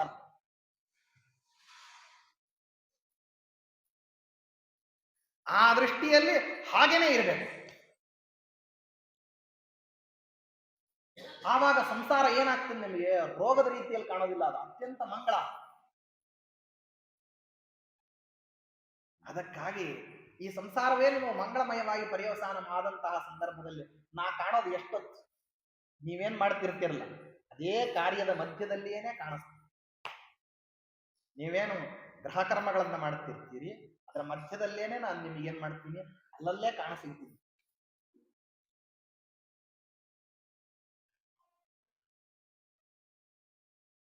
ನೀಗುವುದು ಪಾಪಂಗಳೆಲ್ಲವೂ ಆಗುವುದು ಭವರೋಗ ಮಂಗಳವಾಗುವುದು ಲೇಸಾಗಿ ಹರುಷಿತರಾಗಿ ಕಳುಹಿರಿ ಈಗ ಮಧುರೆಗೆ ಹೋಗಿ ಬರುವೆ. ಸರಿ, ಹಾಗಾದ್ರೆ ಮನೆಯ ಗೃಹ ಕೃತ್ಯಗಳನ್ನೇ ಮಾಡಿದ್ರೆ ಸಾಕೆ? ಮಾಡ್ತಾ ಇರ್ರಿ, ಗೃಹ ಕರ್ಮಗಳನ್ನ ಮಾಡ್ರಿ, ಆದ್ರೆ ಮನಸ್ಸು ನನ್ನಲ್ಲಿರ್ಲಿ ಅಂತ. ನನ್ನಲ್ಲಿ ಮನಸ್ಸಿಟ್ಟೇನ್ ಮಾಡ್ರಿ? ಮನೆಯ ಕೆಲಸ ಮಾಡ್ರಿ. ಬಾಲಕತನದಿ ಆಲಯಕ್ಕೆ ಬಂದು ಪಾಲು ಮೋಸರು ಬೆಣ್ಣೆ ಕದ್ದು ಮೆದ್ದು ಜಾಲದಿಂದಲಿ ನಿಮ್ಮ ಬಾಲರು ತಿಂದ ರೆಂಥೇಳಿದೆ. ಮೃಷಬಾಡಿ ನಾನು ಬಾಳಿದೆ, ಮೇಲಿಟ್ಟ ಭಾಂಡವ ಸೀಳಿದೆ. ನೀ ಬಿಟ್ಟ ಮೀಸಲು ಬೆಣ್ಣೆದಧಿಕೆಯ ಕಾಲಿಲೊದ್ದು ಬೀಳಿಗೆಡವಿದೆನೆ. ಈ ಮಾತು ಉಚಿತವಲ್ಲವೆಂದು ಹೇಳಿದರೆ ಕೇಳದಲೆ ನಾಬಲು ದಾಳಿ ಮಾಡಲು ಕೃಪಾಳು ಗುಣಗಳ ಹೇಳಲೇಶವೇ ಹೋಗಿ ಬರುವೆ. ನನ್ನೆಲ್ಲಾ ಈ ರೀತಿಯಾಗಿರ್ತಕ್ಕಂತಹ ಕಾರ್ಯಗಳು ಬೇಕಾದಷ್ಟು ನಿಮ್ಮ ಮನಸ್ಸಿಗೆ ಏನಾಗಬೇಕು ಅಂದ್ರೆ ಕಿರಿ ಕಿರಿ ಕಿರಿ ಕಿರಿ ಕಿರಿ ಕಿರಿ ಅನಿಸಿರ್ಬೇಕದು. ಹಂಗೆಲ್ಲ ಬೇಕಾದಷ್ಟು ಮಾಡಿದ್ದೀನಿ. ತಪ್ಪೆಲ್ಲ ಮಾಡಿ ಅದನ್ನೆಲ್ಲ ಒಯ್ದು ಯಾರ ತಲೆ ಮೇಲೆ ಹಾಕಿದ್ದೆ ಅಂದ್ರೆ ನಿಮ್ಮ ಮಕ್ಕಳ ಮೇಲೆ ಹಿಡ್ಕೊಂಡು ಹೋಗಿದ್ಲ ಅಂತ ಹೋಗ್ಬೇಕು. ಯಶೋದೆ ಹತ್ರ ಕರ್ಕೊಂಡು ಹೋಗ್ತೀನಿ ಬಾ, ನಮ್ಮನ ಹತ್ರ ಕರ್ಕೊಂಡು ಹೋಗಿ ತೋರಿಸಿದ್ರೆ ಅವಳು ಎಂದು ತಪ್ಪೇ ಮಾಡೋದಿಲ್ಲ ನಮಗ ಅಂತ ಎಲ್ಲ ಕಾರ್ ಹಾಕೊಂಡು ಹೋಗಿ ತೋರಿಸ್ತೀನಿ ಈಗ ಅಂತ ಹೇಳಿ ಗಟ್ಟಿಗೆ ಹಿಡ್ಕೊಂಡು ಹೋಗಿ ಎದುರಿಗೆ ಹೋಗಿ ನಿಂತ್ಕೊಂಡು ಹಿಂಗ್ ಈ ಕಡೆ ತಿರ್ಕೊಂಡು ಬೈತಾ ಇಲ್ಲ ನೋಡಿ ನಿಮ್ಮ ಮಗ ಮಾಡಿರೋಂತ ಎಲ್ಲ ಎಂತ ಅಪದ್ಧ ಆಗ್ತದೆ, ನನ್ನ ಮನೆಯೊಳಗೆ ಬೆಣ್ಣೆ ತಿಂದು ಬಂದಿದೆ ಅಂತ ಎಲ್ಲ ಬೈದ ಆಮೇಲೆ ತೋರಿಸಿದ ನೋಡಂತಂದ್ರೆ ಅವ ಆಕಿ ಮಗ ಯಶೋದೆ ಅಂದ್ರಂತೆ, ನಿನ್ನ ಮಗ ಮಾಡಿದ್ದಕ್ಕೆ ನನ್ನ ಮಗ ಅಂತ ಯಾಕೆ ಬೈತೀವಿ? ನಿನ್ನ ಮಗನಿಗೆ ಚೆನ್ನಾಗಿ ತಿನ್ಲಿಕ್ಕೆ ಹಾಕು, ನನ್ನನ್ನು ಬಂದು ಬೈಬೇಡ ಅಂತೀವಿ. ಹೊರಗೆ ಹಿಡ್ಕೊಂಡು ಹೇಳ್ಕೊಂಡ ನಾನು ಕೃಷ್ಣನೇ ಹಿಡ್ಕೊಂಡ್ ಬಂದಿದ್ದೀನಿ, ನೀನ್ ಯಾಕೆ ಬಂದಿ ಅಂತ ಹೇಳಿ ಬೈಕೋತ ಬಂದ್ಲಂತೆ. ಹೊರಗೆ ಬಂದ್ಮೇಲೆ ಗೋಪಿ ಅಂತ ಕರೆದ್ನಂತೆ ಕೃಷ್ಣ. ತಿರುಗಿ ನೋಡಿದ್ರೆ ಕೃಷ್ಣನೇ. ಜಾಲದಿಂದಲೀ ನಿಮ್ಮ ಬಾಲರು ತಿಂದ ರೆಂಥೇಳಿದೆ, ಮೃಷಬಾಡಿ ನಾನು ಬಾಳಿದೆ. ಹಿಂಗೆಲ್ಲ ಮಾಡಿದ್ದೀರಿ ಅಂತಾನೆ ಪರಮಾತ್ಮ. ಅದಕ್ಕೆ ಅವರೆಲ್ಲ ಯಶೋಧಾದೇವಿ ಅಂತಾರೆ, ನಿನ್ ಮಗಂದು ಕಾರ್ಯಕ್ರಮ ಏನೇನು ಅಂತ ನಿನಗೆ ಗೊತ್ತಿಲ್ಲ, ಅಷ್ಟು ನಾವು ನೋಡ್ಬಿಟ್ಟಿದೀವಿ. ಅದಕ್ಕಾಗಿ ನಮಗ್ ಸಮಾಧಾನ ಹೇಳಬೇಡ, ಕೃಷ್ಣನಿಗೆ ಸಮಾಧಾನ ಹೇಳಿ ಇಲ್ಲಿ ಇಟ್ಕೊಳ್ಳೋದು ಹೆಂಗೆ ಅಂತ ನೋಡು ಅಂತ ಭಗವಂತನ ಹತ್ತಿರದಲ್ಲಿ ನಿಂತುಕೊಂಡು ಯಶೋಧಾದೇವಿ ಹೇಳ್ತಾರೆ. ಯಶೋಧಾದೇವಿಯನ್ನು ಮುಂದಿಟ್ಟುಕೊಂಡು ಪರಮಾತ್ಮ ಅಂತಾನೆ, ನನಗೆ ಜಾಗ ಬಿಡ್ರಿ, ನಾವು ಹೋಗಿ ಬರ್ತೀವಿ, ಖಂಡಿತ ಬರ್ತೀನಿ ಅಂತ ಬೇರೆ ಪರಮಾತ್ಮ ಆಶ್ವಾಸನೆ ಕೊಡ್ತಾರೆ. ಅವಾಗ ಇತಿ ವಿರಹಜ ಭೀತ್ಯ ವೇಪಮಾನ ಕೃಷಾಂಗೀರ್ ಗಲಿತ ವಲಯಹಾರಾಶ್ಚಿತ್ರಲೇಖ್ಯಾನುಸಾರಾ ಮೂರಭಿಮೃತ ಕಲ್ಪೈಃ ಪ್ರೇಣಯಂ ಪ್ರೇಮವಾಕ್ಯೈಃ ಸಕರುಣಮಸಕೃತ್ತಾಃ ವೀಕ್ಷ್ಯಮಾಣಾ ಪ್ರತಸ್ಥೆ. ಹೀಗೆ ಆ ಕೃಷಾಂಗಿಯರ ಎಲ್ಲರೂ ಕೂಡ ಪರಮಾತ್ಮ ಹೋಗ್ತಾ ಇದ್ರೆ ನೋಡ್ತಾ ನಿಂತ್ರಂತೆ. ಚಿತ್ರದಲ್ಲಿ ಗೊಂಬೆಗಳನ್ನ ಬರೆದಿದ್ರೆ ಹಾಗೆ ನಿಂತಿರಬೇಕೋ ಅದೇ ರೀತಿ ಹಾಗೇ ನಿಂತಿದ್ರಂತೆ. ಅವರು ನೋಡ್ತಾ ಇರುವಂತಹ ನೆಟ್ಟ ಕಣ್ಣುಗಳಲ್ಲಿ ಕೃಷ್ಣನ ಪ್ರತಿಬಿಂಬ ಅದೇ ರೀತಿ ಮೂಡಿತ್ತಂತೆ. ಅವರನ್ನೆಲ್ಲ ನೋಡ್ತಾ ನೋಡ್ತಾ ನೋಡ್ತಾ ಅಕ್ರೂರ ಏನ್ ಮಾಡಿದ್ನಂತೆ, ದಾರಿ ಸಾಗಿಸ್ಕೊಂಡು ಹೋದಂತೆ. ಎಚ್ಚರ ಬಂದಿರುವಂತ ಗೋಪಿಕಾಸ್ತ್ರೀಯರಂತಾರೆ, ಅಕ್ರೂರ ನಮ್ಮನ್ನೆಲ್ಲರನ್ನೂ ಬಿಡಿಸಿಕೊಂಡು ಕೃಷ್ಣನನ್ನ ಕರ್ಕೊಂಡು ಹೋಗ್ತೀನಿ. ಏನು ಕೃಷ್ಣ ಇಷ್ಟು ದಿವಸ ಮಾಡಿರುವಂತ ಉಪಕಾರ ನಮ್ಮನ್ನೆಲ್ಲರನ್ನು ಬಿಟ್ಟು ಮರೆತು ಬಿಟ್ಟು ಹೋಗ್ತಿದ್ದಾನೆ ಅಂದ್ರೆ ಏನ್ ನಿನ್ನನ್ನೇನ್ ಸದಾ ಕಾಲಕ್ಕೂ ಇಟ್ಕೊತಾನೆ ಅಂತ ಅನ್ಕೊಂಡಿದ್ವಿ ಏನು? ನಮ್ಮ ಹತ್ರನ್ನ ಬಿಡಿಸ್ಕೊಂಡು ಕರ್ಕೊಂಡು ಹೋಗಿ ಅಂದ್ರೆ ನೆಟಿಗೆ ಮುರಿತಾ ಇದ್ದೀವಿ, ಮುಂದೆ ನಿನ್ನೂ ಬಿಟ್ಟು ಹೋಗ್ತಾನೆ ಅಂತ. ಅವರೆಲ್ಲ ಹಾಗೆ ಹೇಳೋದನ್ನ ಅಕ್ರೂರ ಕೇಳ್ತಾ ಇದ್ನಂತೆ, ಒಬ್ಬೊಬ್ರು ಬೈತಾ ಇದ್ದಾರೆ. ಕೃಷ್ಣನನ್ನ ನಮ್ಮಿಂದ ಬಿಡಿಸ್ಕೊಂಡು ಕರ್ಕೊಂಡು ಹೋಗ್ತಿದ್ದಿ ಅನ್ನೋದು ಅಷ್ಟು ಹೊಟ್ಟೆ ಮತಿತಾರ್ಥ. ಅದರ ಮುಂದೆ ಬೇಕಾದಷ್ಟು ಚಿತ್ರ ವಿಚಿತ್ರವಾದಂತಹ ಬೈಗಳು. ನೋಡೋಣ ಎಷ್ಟು ದೂರ ಕರ್ಕೊಂಡು ಹೋಗ್ತಿ ಅಂತ. ಒಬ್ಳು ನಿನ್ನೊಂದಿಗೆ ಇರ್ತಾನೆ ಅನ್ನೋ ಕೃಷ್ಣ ಅಂತ, ಮತ್ತೊಬ್ಳು ನಮ್ಮನ್ನ ಬಿಡಿಸಿದೆಯಲ್ಲ, ನಿನಗೆ ಕ್ರೌರ್ಯದ ಬಗ್ಗೆ ಇರ್ಲೇ ಇರ್ಲಿಲ್ಲ, ಬ್ರಹ್ಮದೇವರೇ ಕಳಿಸಿದ್ರೆ ನನ್ನನ್ನು ಯಾಕೆ ಕಳಿಸ್ತೀರಿ ಅಂತ ಕೇಳಕ್ ಬರಲಿಲ್ಲ ನಿನಗೆ ಅಂತ ಹೇಳಿ ಅಂತಾರೆ. ಹೀಗೆ ಒಬ್ಬೊಬ್ರು ಪರಮಾತ್ಮನ ಕೈ ಕಾಲು ಎಲ್ಲ ಹಿಡ್ಕೊಳ್ಳಿಕ್ಕೆ ಧಾವಿಸಿ ಬರ್ಲಿಕ್ಕೆ ಕೆಲವರು ಅಪೇಕ್ಷೆ ಪಟ್ಟು ಬರ್ಲಿಕ್ಕೆ ಆಗದೇನೆ ಆ ರಥ ಮುಂದಕ್ಕೆ ಸಾಗಿ ಹೋಗ್ತಿರ್ಬೇಕಾದ್ರೆ ತಮ್ಮ ಸರ್ವಸ್ವ ಕಳ್ಕೊಂಡ್ರೇನು ಅಂತ ಹೇಳಿ ಏನ್ ಮಾಡ್ತಾ ಇದ್ದಾರೆ, ಆ ಮಾರ್ಗ ಮಧ್ಯದಲ್ಲೇ ಬೀಳ್ತಾ ಇದ್ದಾರೆ ಕೆಲವರು. ಹೀಗಿದ್ದಾಗ ಪರಮಾತ್ಮ ಭಾರವಾದಂತಹ ಮನಸ್ಸಿನಿಂದ, ಯಾಕೆಂದ್ರೆ ತನ್ನವರನ್ನೆಲ್ಲರನ್ನು ಬಿಟ್ಟು ಹೋಗ್ತಿದ್ದೀನಿ ಅನ್ನೋ ಕಾರಣಕ್ಕೆ ಭಾರವಾದಂತಹ ಹೃದಯದಿಂದ ಬಲರಾಮ್ ದೇವರನ್ನು ಕೂಡಿಸಿಕೊಂಡು ಪರಮಾತ್ಮ ಏನ್ ಮಾಡ್ದ ಅಂದ್ರೆ ಹೊರಟ ಮಾರ್ಗ ಮಧ್ಯದಲ್ಲಿ ಕಾಳಿಂದಿ ನದಿ. ಅವನು ಅಕ್ರೂರ ಮಧ್ಯಾಹ್ನ ಸಂಧ್ಯಾ ವಂದನೆ ಮಾಡಿದ. ಬೆಳಗ್ಗೆ ಎದ್ದು ಹುಟ್ಟಿದಾನೆ, ಹೊರಟಿದ್ದಾನೆ. ಇವರನ್ನೆಲ್ಲ ದಾಟ್ಕೊಂಡು ಬರೋ ಅಷ್ಟೊತ್ತಿಗೆ ವೃಂದಾವನ ದಾಟೋ ಅಷ್ಟರಲ್ಲೇ ಮಧ್ಯಾಹ್ನ ಆಗೋಗ್ತಿದೆ. ಮಧ್ಯಾಹ್ನದಲ್ಲಿ ಕಾಳಿಂದಿ ನದಿ ಅಲ್ಲಿ ಸ್ನಾನಕ್ಕೋಸ್ಕರ ಇಳಿದ್ನಂತೆ. ಇಳಿದು ಮುಳುಗಿ ಅಲ್ಲೆಲ್ಲ ಮತ್ತೆ ಏನಪ್ಪಾ ಅಂದ್ರೆ ಅವಗಾಹನದಲ್ಲಿ ಪರಮಾತ್ಮನನ್ನ ಸಂಚಿಂತನೆ ಮಾಡಬೇಕು.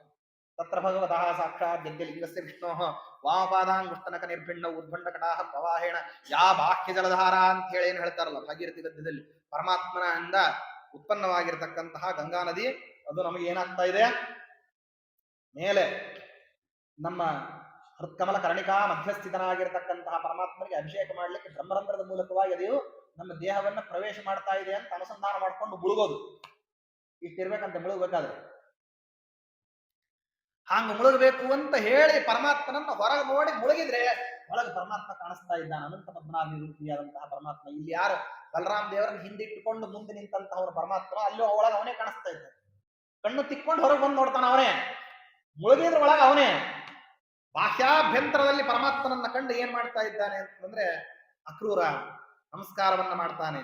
ಸಹಸ್ರ ಸಹಸ್ರಾಂಶು ಮರೀಚಿ ವ್ಯಾಪ್ತ ದೀಪ್ತಕಂ ಕಮಲಾಕರ ಪದ್ಮಾರ್ಥ ಚರಣಾರುಣ ಭಾಸ್ಕರಂ. ಸಹಸ್ರಾರು ಕಿರಣಗಳಿಂದ ವ್ಯಾಪ್ತವಾಗಿರತಕ್ಕಂತಹ ಜ್ಞಾನಿ ಪ್ರಾರ್ಥ್ಯವಾಗಿರತಕ್ಕಂಥದ್ದು ಲಕ್ಷ್ಮೀದೇವಿ ತಾನು ತನ್ನ ಕರಕಮಲಗಳಿಂದ ಪೂಜಾ ಮಾಡತಕ್ಕಂತಹ ಪಾದದ್ವಂದ್ವವನ್ನು ಏನ್ ಮಾಡ್ತಿದ್ದಾನೆ ಅಂದ್ರೆ ಕಾಣ್ತಾ ಇದ್ದಾನೆ. ಲಕ್ಷ್ಮೀಕರಾಬ್ಜ ಸಂಸಕ್ತ ವೃತ್ತಜಂಘಂ ವೃಷಾಕಪಿಂ ರಕ್ತೋದ್ಭರಣ ಸಂಕಾಶಂ ಜಾನುದ್ವಯಂ ಸ್ತಬ್ಜಾನುದ್ವಯಮವಿಭುಂ ಏನದು ರತ್ನೋದ್ಭರಣ ಸಂಕಾಶ ಶಸ್ತಾನುಜದ್ವಯಂ ವಿಭುಂ ಮೃದುವರ್ತಲ ಸಂಭಾಸ್ವ ಸ್ತಂಭಾಸ್ತಂಭೋರುಮವ್ಯಯಂ ಕರಿಕೋತಲ ಸತ್ಕುಂಭ ಸಮರಮ್ಯ ಕಟಿದ್ವಯಂ. ಹಿಂಗ ಪರಮಾತ್ಮನ ಎಲ್ಲಾ ಅಂಗಾಂಗಗಳನ್ನು ಏನ್ ಮಾಡ್ತಾನೆ ಅಂದ್ರೆ ಅಕ್ರೂರ ವರ್ಣನ ಮಾಡ್ತಾನೆ. ಇಂಥವನನ್ನ ಕರಕೊಂಡು ಪರಮಾತ್ಮ ಆ ಮಥುರಾ ನಗರಿಯ ದ್ವಾರ ಬಾಗಿಲಿಗೆ ಬಂದಂತೆ. ಬಾಗಿಲಿಗೆ ಬಂದ್ರೆ ಪರಮಾತ್ಮನನ್ನು ನೋಡಿ ವಾದರಾಜ ತೀರ್ಥರು ಪ್ರಾರ್ಥನೆ ಹೇಳ್ಕೊಡ್ತಾರೆ. ನಿಮ್ಗೆಲ್ಲ ಈ ಒಂದು ಕಾಮಕ್ರೋಧಾದಿಗಳನ್ನ ಬಿಟ್ಟು ಬಿಡ್ರಿ, ಅರಿಷಡ್ ವರ್ಗಗಳನ್ನು ಜಯಿಸ್ಬಿಡ್ರಿ, ಕಷ್ಟ ಆಗ್ತದಲ್ಲ. ಹೌದು, ಅದಕ್ಕಾಗಿ ಒಂದು ಕೆಲಸ ಮಾಡ್ರಿ. ಏನಪ್ಪಾ ಅಂತಂದ್ರೆ ಇವನ್ನೆಲ್ಲ ಇಟ್ಕೊಂಡ್ಬಿಡ್ರಿ. ಅಯ್ಯೋ ಇವನ್ನ ಇಟ್ಕೊಂಡ್ರೆ ಮತ್ತೆ ಮೋಕ್ಷ ಸಾಧನೆ, ಇವನ್ನ ಇಟ್ಕೊಂಡು ಮೋಕ್ಷ ಸಾಧನೆ ಮಾಡ್ಬೋದು ಅಂತ. ಹೆಂಗೆ ಅಂದ್ರೆ ವಿಷಯವನ್ನ ಮಾತ್ರ ಪರಿವರ್ತನೆ ಮಾಡ್ತಾರೆ ಅಷ್ಟೇ. ಹೆಂಗೆ? ಕಾಮಸ್ತೇಂಗ್ರಿ ಯುಗಾರ್ಚನೆ ಮಲಧಿಯಾಂ ಲೋಭಸ್ಸು ಪುಣ್ಯಾರ್ಜನೆ ಮಾತ್ಸರೇಯಂ ಚರಿತಾನು ಕೀರ್ತನ ಸುಧಾ ಪಾನಾನ್ಮದ ಶತ್ರುಷು ಕ್ರೋಧೋ ಭಕ್ತ ಜನೇಶು ರಾಗ ಬುದಯಾತ್ ಶ್ರೀ ವಿಠ್ಠಲಾನ್ಯತ್ರನೋ ಯಚ್ಛತ್ರುರ್ನಹಿ ಶತ್ರುರುಚ್ಚ ನಿಲಯ ಸ್ಯಾನ್ಯಸ್ಯ ಶತ್ರುರ್ ಭವೇ. ಪರಮಾತ್ಮ ನಿನ್ನ ಪಾದಾರವಿಂದದಲ್ಲಿ ಕಾಮವನ್ನು, ಕಾಮ ಅಂದ್ರೆ ಇಚ್ಛಾ, ದುಷ್ಟ ಪದಾರ್ಥಗಳಲ್ಲಿ ಬೇಡ, ನಿನ್ನ ಪಾದಾರವಿಂದಗಳಲ್ಲಿ ಇಚ್ಛಾವನ್ನು, ಕಾಮ ಇರಲಿ, ಯಾಕೆ ಬೇಡ. ಲೋಭವನ್ನ ಕೊಡು. ಎಲ್ಲಿ ಅಂದ್ರೆ ನಿನ್ನ ನಿರ್ಮಲವಾಗಿರತಕ್ಕಂತಹ ಸರ್ವೋತ್ತಮತ್ವದ ಜ್ಞಾನ ಸಂಪಾದನೆ ಆದ್ಮೇಲೆ ಅದು ಹೋಗದೆ ಇರೋ ಹಂಗೆ, ಹೆಂಗೆ ಧನದ್ರವ್ಯಾದಿಗಳನ್ನ ಖರ್ಚಾಗದೆ ಇರೋ ಹಂಗೆ ಇಟ್ಕೋಬೇಕು ಅಂತ ಬಯಸ್ತೀವ, ಹಂಗೆ ಇದು ಹೋಗದೆ ಇರೋ ಹಂಗೆ ನಮ್ಮಿಂದ ಜನ್ಮ ಜನ್ಮಾಂತರಗಳಲ್ಲಿಯೂ ಆ ಜ್ಞಾನ ಲುಪ್ತ ಆಗದೆ ಇರೋ ಹಂಗೆ ಇಟ್ಕೊಳ್ಳುವಂತಹ ಲೋಭವನ್ನು. ಪುಣ್ಯಾರ್ಜನದಲ್ಲಿ ಲೋಭವನ್ನು ಕೊಡು. ಮತ್ತೆ ಹಾಗೇನೆ ನಿನಕ್ಕಿಂತಲೂ ಹೆಚ್ಚು ಪುಣ್ಯಾರ್ಜನೆಯನ್ನ ಮಾಡತಕ್ಕಂತಹ ವ್ಯಕ್ತಿಗಳನ್ನ ನೋಡಿ ಅವ್ರಿಗಿಂತಲೂ ಹೆಚ್ಚು ಮಾಡಬೇಕು ಅಂತನ್ನುವಂಥದ್ದು ಮಾತು ಸರಿ. ಅಂಥದ್ದು ಕೊಡು. ಮದವನ್ನ ಕೊಡು. ಮದ ಅಂದ್ರೇನು? ಉನ್ಮಾದಾವಸ್ಥೆ. ಉನ್ಮಾದಾವಸ್ಥೆ ಅಂದ್ರೇನು? ಬೇರೆದು ಏನ್ ನಡೀತಾ ಇದೆ ಅಂತ ಅರ್ಥ ಆಗದೆ ಇರೋಣ. ಕೊಡು. ಎಲ್ಲಿ ಕೊಡಬೇಕು ಅಂತಂದ್ರೆ ನಿನ್ನ ಕಥಾವನ್ನ ಕೇಳ್ತಾ ಕೇಳ್ತಾ ಕೇಳ್ತಾ ಉನ್ಮಾದಾವಸ್ಥೆ ಅದರಲ್ಲೇ ಮುಳುಗಿ ಹೋಗತಕ್ಕಂಥ ಮದವನ್ನ. ವ್ಯಾಮೋಹವನ್ನ ಕೊಡು. ಎಲ್ಲಿ ಅಂದ್ರೆ ನಿನ್ನ ಭಕ್ತ ಜನರಲ್ಲಿ, ನಿನ್ನನ್ನ ಭಜಿಸ್ತಕ್ಕಂಥ ಜನ ಏನಿದ್ದಾರಲ್ಲ ಅವ್ರು ನನ್ನನ್ನು ಬಿಟ್ಟು ದೂರ ಹೋಗೋದು ಬೇಡ ಅಂತ ಹೇಳಿ ಅವರಲ್ಲಿ ವ್ಯಾಮೋಹವನ್ನು ಕೊಡು. ಕ್ರೋಧವನ್ನು ಕೊಡು ಪರಮಾತ್ಮ. ಎಲ್ಲಿ ಅಂದ್ರೆ ನಿನ್ನನ್ನು ದ್ವೇಷಿಸತಕ್ಕಂತಹ ವ್ಯಕ್ತಿಗಳಲ್ಲಿ ಕ್ರೋಧವನ್ನು ಕೊಡು. ಆದ್ದರಿಂದಾಗಿ ಅರಿಷಡ್ ವರ್ಗಗಳನ್ನು ಕೊಟ್ಟಿದ್ದೀಯಲ್ಲ ಪರಮಾತ್ಮ, ಅವೆಲ್ಲ ನಮಗೆ ಶತ್ರುಗಳಲ್ಲ. ಹೀಗೆ ನೀ ಅನುಗ್ರಹ ಮಾಡಿಬಿಟ್ಟಿ ಅಂದ್ರೆ ಅವು ಮಿತ್ರರಾಗ್ತವೆ. ಹೀಗೆ ಪ್ರತಿಯೊಂದು ನಮಗೆ ಸಂಸಾರದ ಭೋಗಗಳು ಎಲ್ಲಡಿಕೆ ಹಾಕೊಳ್ಬೇಕಾದ್ರೆ ಅದರಲ್ಲಿ ಪರಮಾತ್ಮನ ಸಂಚಿಂತನೆಯನ್ನ ಮೂಡೋ ಹಾಗೆ ಮಾಡು ಅಂತ ಹೇಳ್ತಾರೆ. ಹೀಗೆಲ್ಲ ಪ್ರಾರ್ಥನೆ ಮಾಡ್ತಾ ಅಕ್ರೂರ ಕರ್ಕೊಂಡು ಬಂದಂತೆ ಮಧುರಾಪುರಿಯ ದ್ವಾರಕ್ಕೆ ಬಂದ. ಕೃಷ್ಣ ಹೇಳಿದ್ನಂತೆ ರಥದಿಂದ ಇಳಿದ್ಬಿಟ್ಟು, ಅಕ್ರೂರ ರಥ ತಗೊಂಡು ಹೋಗ್ರು, ನಾವು ನಿಧಾನಾಗಿ ಬಂದು ನಿನ್ನ ಸೇರ್ಕೊಂಡು. ಅಕ್ರೂರ ಅಂತ ಏನೆಲ್ಲಾ ತಪಸ್ ಮಾಡಿರ್ತಕ್ಕಂಥವ್ರು ಶಾಪ ಕೊಟ್ರೆ ಆ ಶಾಪ ಯಾವಾಗ ಪರಿಣಾಮ ಆಗ್ತದೋ ಅಂತ ನೋಡ್ತೀವಿ. ಆ ಗೋಪಿಕಾಸ್ತ್ರೀಯರು ಅದೆಂತ ತಪಸ್ ಮಾಡಿರ್ಬೇಕು ಅನ್ನಂತ. ಯಾಕೆ ಅವ್ರ ಶಾಪ ಇಷ್ಟು ಬೇಗ ಅದು ಪಕ್ವಾವಸ್ಥೆಗೆ ಬರ್ತದೆ ಅಂತ ಹೆಂಗ್ ಗೊತ್ತಾಗ್ಬೇಕು? ಅವ್ರು ಹೇಳಿದ್ರೆ ನೆಟಿಗೆ ಮರೆದ್ಬಿಟ್ಟು ಕರ್ಕೊಂಡು ಹೋಗ್ತಿದ್ಯಾ, ಅದು ಎಷ್ಟೊತ್ತಿರ್ತಾನ ನೋಡ್ತೀವಿ.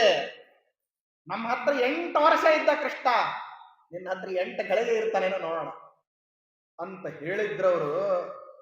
ಎಷ್ಟು ಬೇಗ ಪರಮಾತ್ಮ ಆ ಶಾಪವನ್ನು ಸತ್ಯ ಮಾಡುತ್ತಾ ಅಂತ ಹೇಳಿ ಒಳಗ್ ಹೋಗ್ತಾರೆ. ಒಳಗ್ ಹೋಗ್ತಿರೋ ಹಂಗೆ ಪರಮಾತ್ಮ, ಯಾಕೆ ಅಂದ್ರೆ ಎಲ್ಲಿ ಹೋಗಿರ್ತೀವೋ ವೇಷ, ಭಾಷೆಗೆ ತಕ್ಕಂಗೆ ವೇಷ, ವೇಷಕ್ಕೆ ತಕ್ಕಂಗೆ ಮತ್ತೆ ಮಾತು, ಇವೆಲ್ಲ ಇರ್ಬೇಕಲ್ಲ. ಅದಕ್ಕೆ ಪರಮಾತ್ಮ ಹೋದ ತಕ್ಷಣ ವೇಷ ಪರಿವರ್ತನೆ ಮಾಡ್ಕೋಬೇಕು ಅಂತ ರಜಕರನ್ನು ನೋಡಿದ್ನಂತೆ. ರಜಕಂ ರಜಸಾಗ್ರಸ್ತಂ ದರ್ಶಯನ್ನಿವಸೋಧ್ವನಿ ವಸನಂ ಪೀತವಸನಃ ಸಮಯಾಚತ ಸರ್ವವಿತ. ರಜಕರು ಅಂದ್ರೆ ಅಗಸರು ಅಂತ ಅನ್ಕೊಂಡಿದ್ದಾರೆ. ಆ ಅಗಸರದು ಒಂದೇ ಜಾತಿ ಅಲ್ಲ, ಎಲ್ರಿಗೂ ಒಂದು ಸ್ವಲ್ಪ ಇಲ್ಲಿ ಏನಾಗಿದೆ ಅಂದ್ರೆ ತಪ್ಪು ಕಲ್ಪನೆ ಬಂದಿದೆ. ರಜಕರು ಅಂದ್ರೆ ಬಟ್ಟೆ ಒಗೆಯೋರು, ಬಟ್ಟೆ ಒಗೆಯೋರು ಅಂದ್ರೆ ಊರ್ ಬಟ್ಟೆ ಎಲ್ಲ ಒಗೆಯೋರು, ಊರ್ ಬಟ್ಟೆ ಒಗೆಯೋರು ಅಂತಂದ್ರೆ ಎಲ್ಲ ಮೈಲಿಗೆ ವಸ್ತ್ರಗಳನ್ನು ಮುಟ್ಟಿರ್ತಾರೆ. ಅಂಥವ್ರ ಹತ್ರ ಪರಮಾತ್ಮ ಹೋಗಿ ಬೇಡ್ದ ಅಂತ ಹೇಳಿ ಕಥೆ ಹೇಳ್ತಾರೆ. ಹಂಗಲ್ಲ, ಅವರಲ್ಲಿ ಅನೇಕ ಜಾತಿಗಳಿವೆ. ಇದೆಲ್ಲ ಸೂಕ್ಷ್ಮವಾದ ವಿಷಯ. ನಾವೆಲ್ಲ ಅನ್ಕೊಂಡಿದೀವಿ ಏನಂತಂದ್ರೆ ವರ್ಣಬಾಹ್ಯರಾಗಿರ್ತಕ್ಕಂಥವ್ರನ್ನೆಲ್ಲರೂ ಒಂದೇ ತಕಡಿಗೆ ಹಾಕೋದು. ಹಂಗಿಲ್ಲ. ಅವರಲ್ಲೇನೆ ಎಡಗೈಯವರು ಬಲಗೈಯವ್ರ ಜೊತೆಗೆ ಏನ್ ಮಾಡೋದಿಲ್ಲ ಅಂದ್ರೆ ಕನ್ಯಾ ಸಂಬಂಧ ಮಾಡೋದಿಲ್ಲ. ಅವರಲ್ಲೇ ಎಡಗೈ ಬಲಗೈ ಅಂತಿದೆ. ಎಡಗೈಯವರು ಅವರು ಸಮಗಾರರ ಕೆಲಸ ಮಾಡೋರು, ಚಪ್ಪಲಿ ಹೊಲಿಯವರು. ಬಲಗೈಯವರು ಮಲಮೂತ್ರಗಳನ್ನು ಎತ್ತವರು. ಇವರು ಅವ್ರ ಜೊತೆ ಕನ್ಯಾ ಸಂಬಂಧ ಮಾಡೋದಿಲ್ಲ. ನೀವೆಲ್ಲರನ್ನು ಏನ್ ಮಾಡಿದಿರಿ? ಒಂದೇ ತಕ್ಕಡಿಗೆ ಒಯ್ದು ಹಾಕಿರಿ. ಎಲ್ಲಾರು ಒಂದೇ ಅಂತಂದ್ರೆ ಹಂಗಿಲ್ಲ. ಅವರು ಜಾತಿ ಅನ್ನೋದು ಎಲ್ಲಾ ಕಡೆನೂ ಇದೆ. ನೀವು ಎಷ್ಟೇ ಅದನ್ನೆಲ್ಲಾ ಕಳೆದುಕೊಂಡು ಬಿಟ್ಟಿದೀವಿ ಅಂತ ಹೇಳ ಪುಟ್ಟಪ್ಪ ಎಷ್ಟಾರ ಹೇಳ್ಕೊಳ್ಳ. ಇದ್ನಲ್ಲ ಅವ ಪುಟ್ಟಪ್ಪ, ಯಾರು? ಕುಪ್ಪಳ್ಳಿ ವೆಂಕಟಪ್ಪನ ಮಗ ಪುಟ್ಟಪ್ಪ. ಅವ ಹೇಳ್ಕೊಂಡಲ್ಲ ವಿಶ್ವಜಾತಿ ತಾನಂದೇ ವಲಂ ಅಂತ ಹೇಳಿ. ಎಲ್ಲಿಂದ ಆಗ್ತದದು ತಾನಂದೇ ವಲಂ ಅಂತ ಹೇಳಿ? ಒಪ್ತಾರ ಎಲ್ರು? ಹೋಗಿ ಕೇಳ್ರಿ ಅವ್ರಿಗೆ. ನೀವೆಲ್ಲ ಬೇಕಾದಷ್ಟು ಬೋರ್ಡ್ ಬರಿಸಿ ಹಾಕಿಸ್ರಿ, ಬೇಕಾದಷ್ಟು ಕಾಯ್ದೆ ಕಾನೂನುಗಳನ್ನು ತಗೊಂಡ್ ಬಂದ್ರಿ, ಅದನ್ನೆಲ್ಲ ಒಪ್ಲಿಕ್ಕೆ ಆಗ್ತದ ಸ್ವಾಮಿ? ಅವ್ರು ಎಡಗೈಯವರು ಅಂತಂತಾರ. ಮತ್ ನಾವು ಬಲಗೈಯವರು ಅಂತಂತಾರ. ಅದರಲ್ಲೇನ ತಮ್ಮ ಜಾತಿಯ ಬಗ್ಗೆ ಏನಿದೆ ಅಂದ್ರೆ ಅಭಿಮಾನ ಇದೆ ಅವರಿಗೆ. ಹಾಗೆ ಅಗಸರುಗಳಲ್ಲಿ ಅನೇಕ ಜಾತಿಗಳಿದ್ದಾವೆ.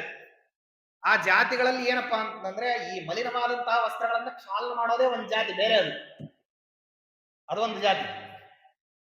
ಆ ಬಟ್ಟೆಗಳಿಗೆ ಚಿತ್ತಾಕರ್ಷಕವಾಗಿ ವರ್ಣಗಳನ್ನ ಹಾಕೋದು ಒಂದು ಜಾತಿ ಇದೆ, ಅದು ಅಗಸರ ಜಾತಿಯರೇ. ಆದ್ರೆ ಆ ಜಾತಿಯವರು ಈ ಕೆಲಸ ಮಾಡಲ್ಲ.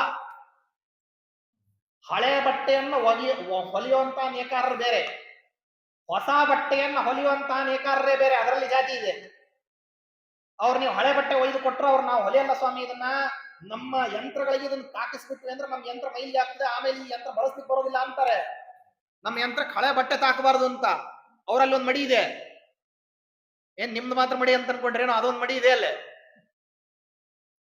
ಹಳೆ ಬಟ್ಟೆ ತಾಕಿಸ್ಬಾರ್ದು ಸ್ವಾಮಿ, ನಾವು ಹೊಲೆಯಲ್ಲೇ ಇದ್ದೇವೆ ಮತ್ತಂದ್ರೆ ಇನ್ನು ಹೊಲೆಯವರು ಬೇರೆಯವರು ಇರ್ತಾರೆ. ಹಾಗೆ ಅಗಸರಲ್ಲಿಯೂ ಕೂಡ ಆ ರೀತಿ ಪ್ರಭೇದ ಏನು ಅಂತಂದ್ರೆ, ಅವರಲ್ಲಿ ಹೊಸದಾಗಿರ್ತಕ್ಕಂತಹ ಬಟ್ಟೆಗಳಿಗೆ ಚಿತ್ತಾಕರ್ಷಕವಾದಂತಹ ವರ್ಣಗಳನ್ನ ಮತ್ತೆ ಬೇರೆ ಬೇರೆದನ್ನ ಮೂಡಿಸ್ತಕ್ಕಂಥದ್ದು, ಅದರಲ್ಲಿ ಚಿತ್ರಕಲೆಗಳನ್ನ ಮಾಡ್ತಕ್ಕಂಥದ್ದು, ಕಸೂತಿ ಹಾಕೋದೊಂದು ಕಲೆ, ಅದನ್ನ ಮಾಡ್ತಾರೆ. ಆ ಅಗಸರ ಜಾತಿಯವರೇ ಮಾಡ್ತಾರೆ. ಆದ್ರೆ ಆ ಜಾತಿಯವರೇ ಬೇರೆ. ಪರಮಾತ್ಮ ಅಂತಹ ಜಾತಿಯವರಲ್ಲಿ ಎಲ್ಲರನ್ನೂ ರಜಕರು ಅಂತಲೇ ಸಾಮಾನ್ಯವಾಗಿ ಕರೀತಾರೆ. ಒಟ್ಟಾರೆಯಾಗಿ 2733 ಜಾತಿಗಳಿದ್ದಾವೆ. ವಿಷ್ಣು ರಾಷ್ಟ್ರದಲ್ಲಿ ಲೆಕ್ಕ ಹಾಕಿದ್ದಾರೆ ಅದನ್ನೆಲ್ಲ. ಪರ್ಮಿಟೇಷನ್ ಕಾಂಬಿನೇಷನ್ಗಳೆಲ್ಲ ಇವೆ. ಅದು ಹೆಂಗ್ ಹುಟ್ಟುತ್ತವೆ ಅಂತ ಕೇಳ್ಬೋದು, ಸ್ವಲ್ಪ ಕುತೂಹಲ ಕೇಳ್ತೀನಿ, ಕೇಳ್ಕೊಳ್ರಿ. ಬ್ರಾಹ್ಮಣ, ಕ್ಷತ್ರಿಯ, ವೈಶ್ಯ, ಶೂದ್ರ ಅಂತ ಎನ್ನುವಂತಹ ಈ 4 ಜಾತಿಗಳೇನಿದ್ದಾವೆ, ಈ 4 ಜಾತಿಗಳಲ್ಲಿ ಸಮಾನ ವರ್ಣೀಯನಾದಂತಹ ಪುರುಷ, ಸಮಾನ ವರ್ಣೀಯರಾದಂತಹ ಸ್ತ್ರೀಯರನ್ನ ವಿವಾಹ ಮಾಡಿಕೊಂಡ್ರೆ ಅದದೇ ಜಾತಿಯವರು ಹುಡ್ತಾರೆ. ಬ್ರಾಹ್ಮಣ ಪುರುಷ ಬ್ರಾಹ್ಮಣ ಸ್ತ್ರೀ ಜೊತೆಗೆ, ಕ್ಷತ್ರಿಯ ಕ್ಷತ್ರಿಯ ಸ್ತ್ರೀ ಜೊತೆಗೆ, ವೈಶ್ಯ ವೈಶ್ಯನ ಜೊತೆಗೆ, ಶೂದ್ರ ಶೂದ್ರ ಜೊತೆಗೆ ಹುಟ್ಟಿದ್ರೆ ಆವಾಗ ಏನಾಗ್ತದೆ ಅಂದ್ರೆ ಸಮಾನ ಸಂತಾನ. ಇದನ್ನ ಅದದೇ ಜಾತಿಯವರು ಅಂತ ಗಣನೆ ಮಾಡ್ತೀವಿ.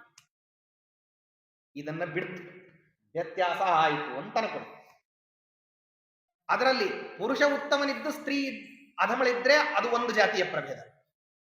ಸ್ತ್ರೀ ಉತ್ತಮ ಜಾತಿಯವಳಿದ್ದು ಪುರುಷ ಅಧಮ ಜಾತಿಯವನಿದ್ದರೆ ಅದು ಇನ್ನೊಂದು ಪ್ರಭೇದ. ಪುರುಷ ಉತ್ತಮನಿದ್ರೆ ಅದನ್ನ ಅನುಲೋಮ ಜಾತಿ ಅಂತ, ಸ್ತ್ರೀ ಉತ್ತಮಳಿದ್ರೆ ಅದನ್ನ ವಿಲೋಮ ಜಾತಿ ಅಥವಾ ಅನುಲೋಮ ಜಾತಿ ಅಂತ ಅಥವಾ ಪ್ರತಿಲೋಮ ಜಾತಿ ಅಂತ ಕರಿತೀವಿ. ಒಂದನ್ನ ಅನುಲೋಮ, ಇನ್ನೊಂದನ್ನ ವಿಲೋಮ ಅಥವಾ ಪ್ರತಿಲೋಮ ಅಂತ ಕರಿತೀವಿ. ಅದರಲ್ಲಿ ಒಂದೊಂದು ಪ್ರಭೇದಕ್ಕೆ ಒಬ್ಬೊಬ್ರು ಹುಟ್ಟುತ್ತಾರೆ. ಬ್ರಾಹ್ಮಣನಿಗೆ ಕ್ಷತ್ರಿಯರಿಂದ ಹುಟ್ಟತಕ್ಕಂತಹ ಜಾತಿ, ಬ್ರಾಹ್ಮಣ ಪುರುಷ ಕ್ಷತ್ರಿಯ ಸ್ತ್ರೀ ಇದ್ಲು ಅಂತಂದ್ರೆ ಅಲ್ಲಿ ಹುಟ್ಟತಕ್ಕಂಥದ್ದು ಸೂರ್ಯ ಜಾತಿ, ಅಂದ್ರೆ ಅಡಿಗೆ ಮಾಡೋರ ಜಾತಿ. ಕ್ಷತ್ರಿಯ ಪುರುಷ ವೇಶ್ಯಾ ಸ್ತ್ರೀಯಲ್ಲಿ ಹುಟ್ಟತಕ್ಕಂಥದ್ದು ರಥಕಾರರ ಜಾತಿ. ವೈಶ್ಯ ಪುರುಷ ಶೂದ್ರ ಸ್ತ್ರೀಯಲ್ಲಿ ಹುಟ್ಟತಕ್ಕಂಥದ್ದು ಮತ್ತೆ ನೀಚ ಜಾತಿಯಲ್ಲಿ ಶೂದ್ರರಲ್ಲಿ ಕೆಳಗಿನ.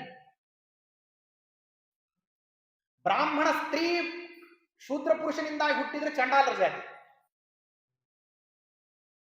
ಹೀಗೆ ಇವರಿವರಲ್ಲೇನೆ ಮತ್ತೆ ವ್ಯತ್ಯಾಸ ಆಗ್ತಾ ಹೋಗ್ತದೆ. ಅದರಲ್ಲಿ ಮತ್ತೆ ಪುನಃ ಅವರ ಅಲ್ಲಿ ವರ್ಣಸಾಂತರ್ಯವನ್ನು ಮಾಡಿದ್ರೆ ಇನ್ನೊಂದು ಉಪಜಾತಿಗಳು ಹುಟ್ಟುತ್ತವೆ. ಈ ಜಾತ್ಯಾನುಸಾರವಾಗಿರ್ತಕ್ಕಂಥ ಕರ್ಮಗಳು ಇದ್ದಾವೆ. ಗಣನ ಮಾಡ್ತಾರೆ ಕ್ರಮೇಣ.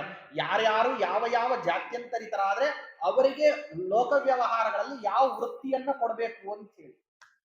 ರಥ ನಿರ್ಮಾಣ ಮಾಡೋರ ಜಾತಿ ಬೇರೆ, ಚಕ್ರಗಳನ್ನು ಕೂಡಿಸೋರ ಜಾತಿ ಬೇರೆ, ರಥಗಳಿಗೆ ಮರವನ್ನ ಕತ್ತರಿಸ್ತಕ್ಕಂಥವ್ರ ಜಾತಿ ಬೇರೆ. ಅವರವ್ರದೇ ಜಾತಿ ಇದೆ.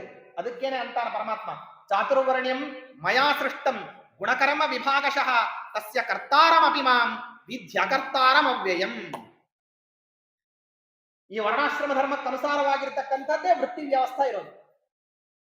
ವೃತ್ತಿ ಛೇದ ಆಯಿತು ಅಂತಂದ್ರೆ ಆವಾಗ ಏನಾಗ್ತದೆ ಅಂದ್ರೆ ಜಾತ್ಯಂತರಿತರಾಗಿರ್ತಕ್ಕಂಥ ವ್ಯವಸ್ಥೆ ಅನ್ನೋದು. ಜಾತಿಯಿಂದ ವಿಭಿನ್ನವಾಗಿರ್ತಕ್ಕಂತಹ ವ್ಯಕ್ತಿಗಳು ಯಾವಾಗ ಹುಟ್ಟುಕೊಂತಾರೆ ಅಂದ್ರೆ ವೃತ್ತಿ ಬದಲಾವಣೆ ಆಗ್ಬಿಟ್ರೆ. ಅದಕ್ಕೇನೆ ವೃತ್ತಿಗೆ ಪ್ರಾಶಸ್ತ್ಯ ಬಂದಿರೋದು. ಅದಕ್ಕೇನೆ ಜಯತೀರ್ಥರು ಹೇಳ್ತಾರೆ, ಪ್ರಮೇಯ ದೀಪಿಕಾದಲ್ಲಿ ಮೊದಲನೇ ಪಂಕ್ತಿ ಹೊರಟಿರೋದೇ ಇದು. ಗೀತಾಕ್ಕೆ ವ್ಯಾಖ್ಯಾನ ಮಾಡ್ಬೇಕಾದ್ರೆ ಮೊದಲನೇದ್ದೇ ಈ ಪಂಕ್ತಿ, ಸ್ವವಿಹಿತ ಭೃತ್ಯ ಮೊದಲನೇದ್ದದು, ಭಕ್ತಿ ಎರಡನೇದ್ದು. ಯದ್ಯಪಿ ಮೋಕ್ಷಕ್ಕೆ ಸಾಧಕವಾಗಿರ್ತಕ್ಕಂಥದ್ದು ಭಕ್ತಿ ಆದ್ರೂ ಕೂಡ ಭಕ್ತಿಗೆ ದ್ವಿತೀಯ ಪ್ರಾಶಸ್ತ್ಯ. ಪ್ರಥಮ ಪ್ರಾಶಸ್ತ್ಯ ಯಾವುದಕ್ಕೆ? ವಿಹಿತ ವೃತ್ತಿ. ಇದನ್ನೇ ಅವ್ರ ದಾಸರಾಯರು ಹೇಳಿದ್ದು, ಸ್ವಚಿತ್ತ ಕರ್ಮಗಳಾಚರಿಸುತ್ತ ಬಲು. ಉಚಿತವಾದಂತಹ ಕರ್ಮ ಏನು? ಸ್ವವರ್ಣ ಸ್ವ ಆಶ್ರಮ. ಅವನ ವರ್ಣ ಅವನ ಆಶ್ರಮಕ್ಕೆ ಅನುಚಿತವಾದಂತಹ ಕರ್ಮವನ್ನು ಮಾಡಿದ ಅಂತಂದ್ರೆ ವರ್ಣಾಶ್ರಮ ಧರ್ಮಕ್ಕೆ ದ್ರೋಹ ಮಾಡ್ತಿದ್ದಾನೆ ಅಂತ ಅಭಿಪ್ರಾಯ. ಕ್ಷತ್ರಿಯನಾದಂಥವನು ಬ್ರಾಹ್ಮಣನ ಕರ್ಮವನ್ನು ಮಾಡೋದು, ಬ್ರಾಹ್ಮಣನಾದಂಥವನು ಶೂದ್ರ ಕರ್ಮ ಮಾಡೋದು, ಶೂದ್ರನಾದಂಥವನು ವೈಶ್ಯ ಕರ್ಮವನ್ನು ಮಾಡೋದು, ವೈಶ್ಯಕನಾದಂಥವನು ಬ್ರಾಹ್ಮಣನ ಕರ್ಮವನ್ನು ಮಾಡೋದು. ಇದು ವ್ಯತ್ಯಾಸ ಆಯಿತು ಅಂತಂದ್ರೆ ವರ್ಣಾಶ್ರಮ ಧರ್ಮಗಳನ್ನ ಏನ್ ಮಾಡ್ತಿದ್ದಾರೆ, ಮತ್ತೆ ಅಪಲಾಪ ಮಾಡ್ತಿದ್ದಾರೆ, ಅದನ್ನು ವಿರೋಧ ಮಾಡ್ತಿದ್ದಾರೆ ಅಂತ. ಹಾಗಾಗ್ಬಿಟ್ರೆ ಏನಾಗ್ತದೆ ಅಂದ್ರೆ ಒಬ್ಬನೇ 4 ವೃತ್ತಿಗಳನ್ನು ನಡೆಸ್ತಾನೆ, ಇನ್ನುಳಿದವನು ಉಪವಾಸ ಬೀಳ್ತಾನೆ. ಈಗ ನಡೀತಿರೋದು ಅದು. ಕತ್ತಿನ್ನೂ ಕುದುರೆನ್ ಮಾಡ್ತೀನಿ, ಹಂದಿನ್ನೂ ಕುದುರೆನ್ ಮಾಡ್ತೀನಿ, ನಾಯಿನ್ನೂ ಕುದುರೆನ್ ಮಾಡ್ತೀನಿ, ಆನೆಯನ್ನು ಕುದುರೆನ್ ಮಾಡ್ತೀನಿ. ಯಾಕೆ? ಎಲ್ಲರೂ ಸಾಫ್ಟ್ವೇರು. ಬ್ರಾಹ್ಮಣನೂ ಸಾಫ್ಟ್ವೇರ್, ಮುಸ್ಲಿಮ್ನೂ ಸಾಫ್ಟ್ವೇರ್, ಇನ್ನೊಬ್ಬವನು ಸಾಫ್ಟ್ವೇರ್. ಎಲ್ಲಾರು ಸಾಫ್ಟ್ವೇರ್ ಇಳಿದು ಬಿಟ್ರೆ ಅವಾಗ ಏನಾಗ್ತದೆ? ಇದು ಎಲ್ಲಾನು ಕುದುರೆಯನ್ನು ಮಾಡ್ಲಿಕ್ಕೆ ಹೊರಟಿರುವಂತಹ ಕಾರ್ಯಕ್ರಮ ಇತ್ತು. ಅದರಲ್ಲಿಂದ ಏನಾಗ್ತದೆ? ಲೋಕ ವ್ಯವಸ್ಥೆ ಎಲ್ಲ ಉಚ್ಛೇದ ಆಗ್ತದೆ. ಲೋಕ ವ್ಯವಸ್ಥೆ ಎಲ್ಲ ಅದರಲ್ಲಿಂದ ಏನಾಗ್ತದೆ? ವಿಪರಿಣಾಮವನ್ನು ಹೊಂದಿದೆ. ಅದರಲ್ಲಿಂದ ಏನಾಗ್ತದೆ? ರಕ್ಷಕರಾಗಿರ್ತಕ್ಕಂತಹ ಜನ ಭಕ್ಷಕರಾಗಬೇಕಾಗ್ತದೆ. ಲೋಕ ವ್ಯವಹಾರಗಳೆಲ್ಲವೂ ವ್ಯತ್ಯಾಸವಾಗಿ ನಡೀತು ಅಂತಂದ್ರೆ ಕಾಯ್ದೆ ಕಾನೂನುಗಳನ್ನ ಗಾಳಿಗೆ ತೂರುತ್ತಾರೆ. ಅದನ್ನು ನಾನಾ ರೀತಿಯಲ್ಲಿ ಏನ್ ಮಾಡ್ತಾರೆ? ದುರ್ಬಳಕೆ ಮಾಡ್ಕೊಂತಾರೆ. ಒಬ್ಬನಿಗೇನೆ 4-6 ವೃತ್ತಿಗಳು ಬಂದು ಬಿಡುತ್ತಂದ್ರೆ ಇನ್ನು 4 ಜನ ಉಪವಾಸ ಕೊಡ್ತಾನೆ.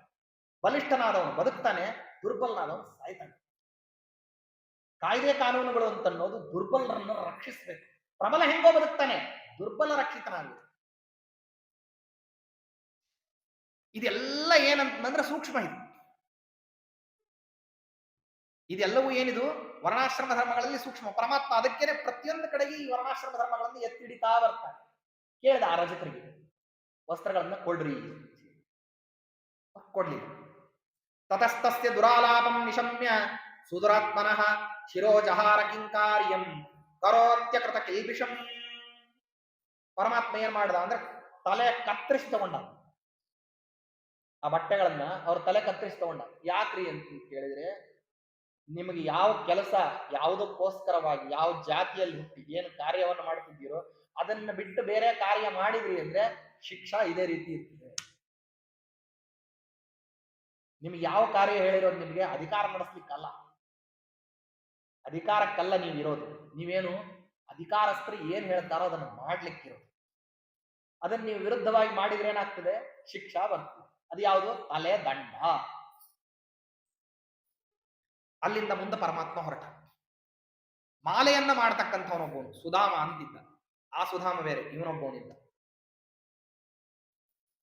ಅವನು ಪರಮಾತ್ಮ ಬರ್ತಾನೆ ಅಂತ ಹೇಳಿ ನಿತ್ಯದಲ್ಲಿ ವಿನೂತನವಾದಂತಹ ಮಾಲೆಗಳನ್ನು ರಚನೆ ಮಾಡ್ತಾ ಇದ್ದ. ಭಗವಂತ ಅವನಿಗೆ ಅನುಗ್ರಹ ಮಾಡಲಿಕ್ಕೆ ಮಾಲೆಯನ್ನು ಸ್ವೀಕಾರ ಮಾಡಿದ. ಅದೇ ಕಾಲದಲ್ಲಿ ಕಂಸನಿಗೆ ಗಂಧವನ್ನು ಸಮರ್ಪಣೆ ಮಾಡಲಿಕ್ಕೆ ಅಂತ ಒಬ್ಳು ತ್ರಿವಕ್ರೆ ಅಂತ ಹೇಳಿ, ಅವಳಿಗೆ 3 ಕಡೆ ಒಕ್ಕತಾ ಇತ್ತು. ಜನ್ಮ ಪ್ರವೃತ್ತಿ ಅವಳು ಇಲ್ಲಿವರೆಗೆ ಆಕಾಶ ಹೆಂಗಿದೆ ಅಂತ ನೋಡ್ರಲ್ಲಿ. ಆ 3 ಕಡೆ ವಕ್ರತ ಅಂದ್ರೆ, ಒಂದು ಮೊಣಕಾಲಿನಲ್ಲಿ, 2ನೇದು ಸೊಂಟದಲ್ಲಿ, 3ನೇದು ಕುತ್ತಿಗೆಯಲ್ಲಿ. ಆದ್ರಿಂದಾಗಿ ಚಕ್ರಾಕಾರದಲ್ಲಿ ಇತ್ತಂತ ಅವಳ ದೇಹ.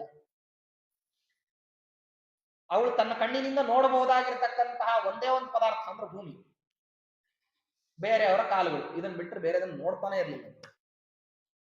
ಕಾಲನ್ನೇ ನೋಡಿ ಯಾರ ವ್ಯಕ್ತಿಗಳು ಅಂತ ಹೇಳ್ಬೇಕು ಅವಳು. ಅಷ್ಟು ವಕ್ರತೆ ಇತ್ತು. ಯಾಕೆ ಅಂದ್ರೆ ಜನ್ಮಾಂತರದಲ್ಲಿ ಇವಳು, ಆನಂದ ರಾಮಾಯಣದಲ್ಲಿ ಹೇಳ್ತಾರೆ ಬಹಳ ಸ್ವಾರಸ್ಯವಾಗಿ, ಜನ್ಮಾಂತರದಲ್ಲಿ ಇವಳು ಏನಾಗಿದ್ಲಂತೆ?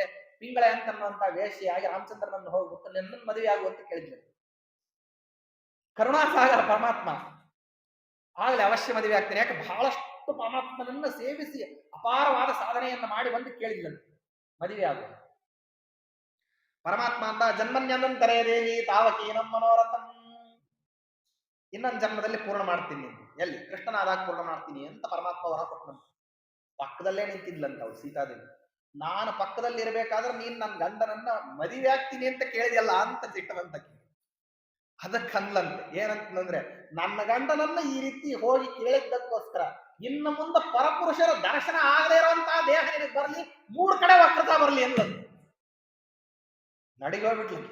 ಸ್ತ್ರೀಯಾಗಿ ಹುಟ್ಟಿ ಪರಮಾತ್ಮನನ್ನ ಗಂಡನನ್ನಾಗಿ ಪಡಿಬೇಕಂದ್ರೆ ಈ ರೀತಿ ವಕ್ರತಾ ಬಂದ್ಬಿಟ್ರೆ ದೇವ್ರ ನನ್ನ ಮಕ ಯಾವಾಗ ನೋಡ್ಬೇಕು ಅಂತ ನನ್ಕು.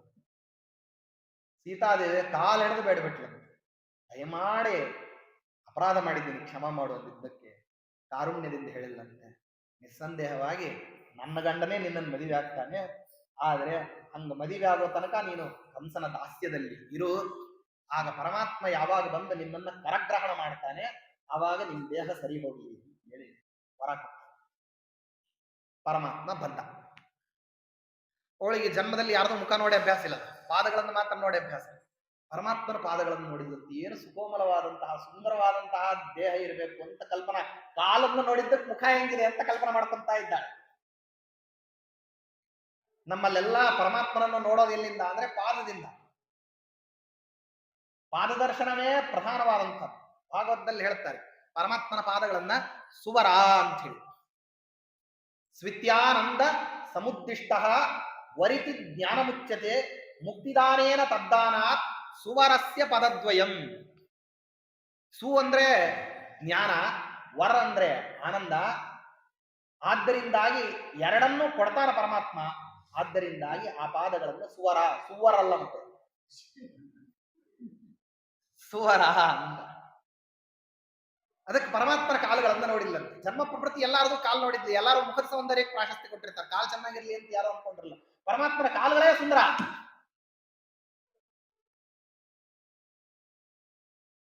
ಅವಳು ಬಹಳ ಅದ್ಭುತವಾಗಿರ್ತಕ್ಕಂಥದ್ದು. ಅವಳು ಗಂಧಕರ್ತ್ರಿಯ ಜಾತಿಯಲ್ಲಿ ಉತ್ಪನ್ನಳಾದಂಥವ್ರು. ಗಂಧಕರ್ತೃಗಳದ್ದು ಈ ಹೆಂಗೆ ಹೇಳಿದ್ನಲ್ಲ, ಅದು ಒಂದು ಜಾತಿ, ಗಂಧವನ್ನು ನಿರ್ಮಾಣ ಮಾಡತಕ್ಕಂಥವ್ರ ಜಾತಿ.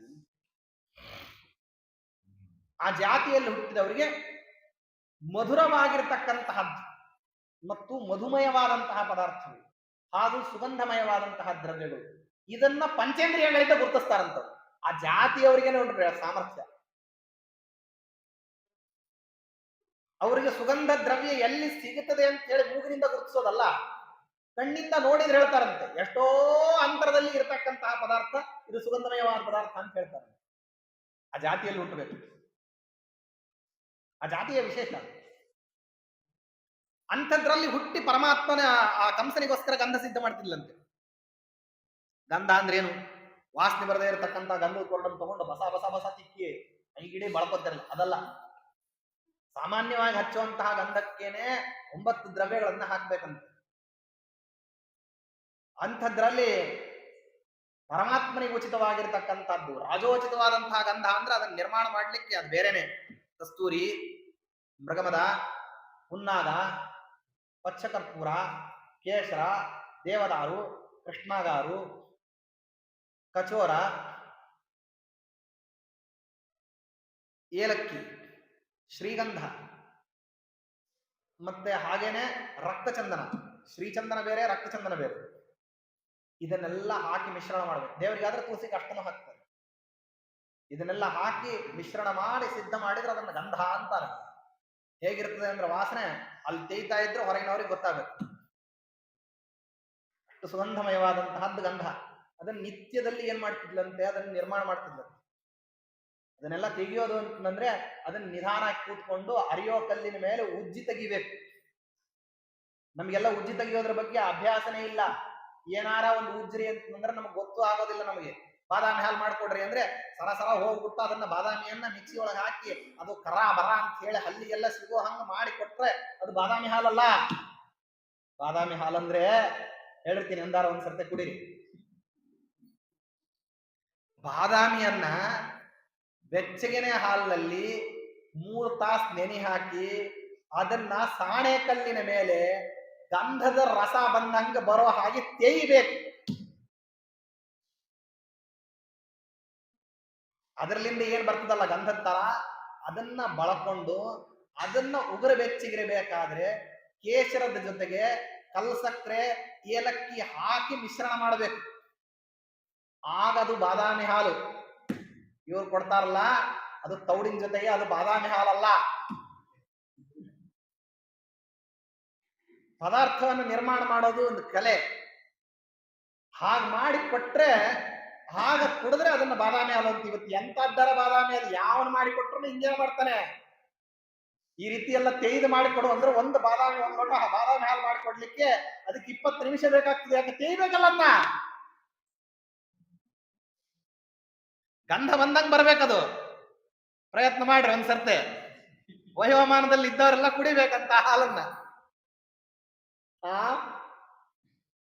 ಅದಕ್ಕಾಗಿ ಹಾಗೆ ಏನಂತಂದ್ರೆ ಆ ಗಂಧವನ್ನು ನಿರ್ಮಾಣ ಮಾಡ್ತಿಲ್ಲಂತ. ಆ ನಿರ್ಮಾಣ ಮಾಡಿದ್ಮೇಲೆ ಅಷ್ಟು ಅದ್ಭುತವಾದಂತಹ ಗಂಧವನ್ನು ಮಾಡಿದ್ಮೇಲೆ ಅದನ್ನ ಯಾರಿಗೆ ಹಚ್ಚಬೇಕು? ಕಂಸನಿಗೆ ಒಯ್ದು ಕೊಡಬೇಕು. ಅವಳು ದಿನನಿತ್ಯ ಸಂಕಟ.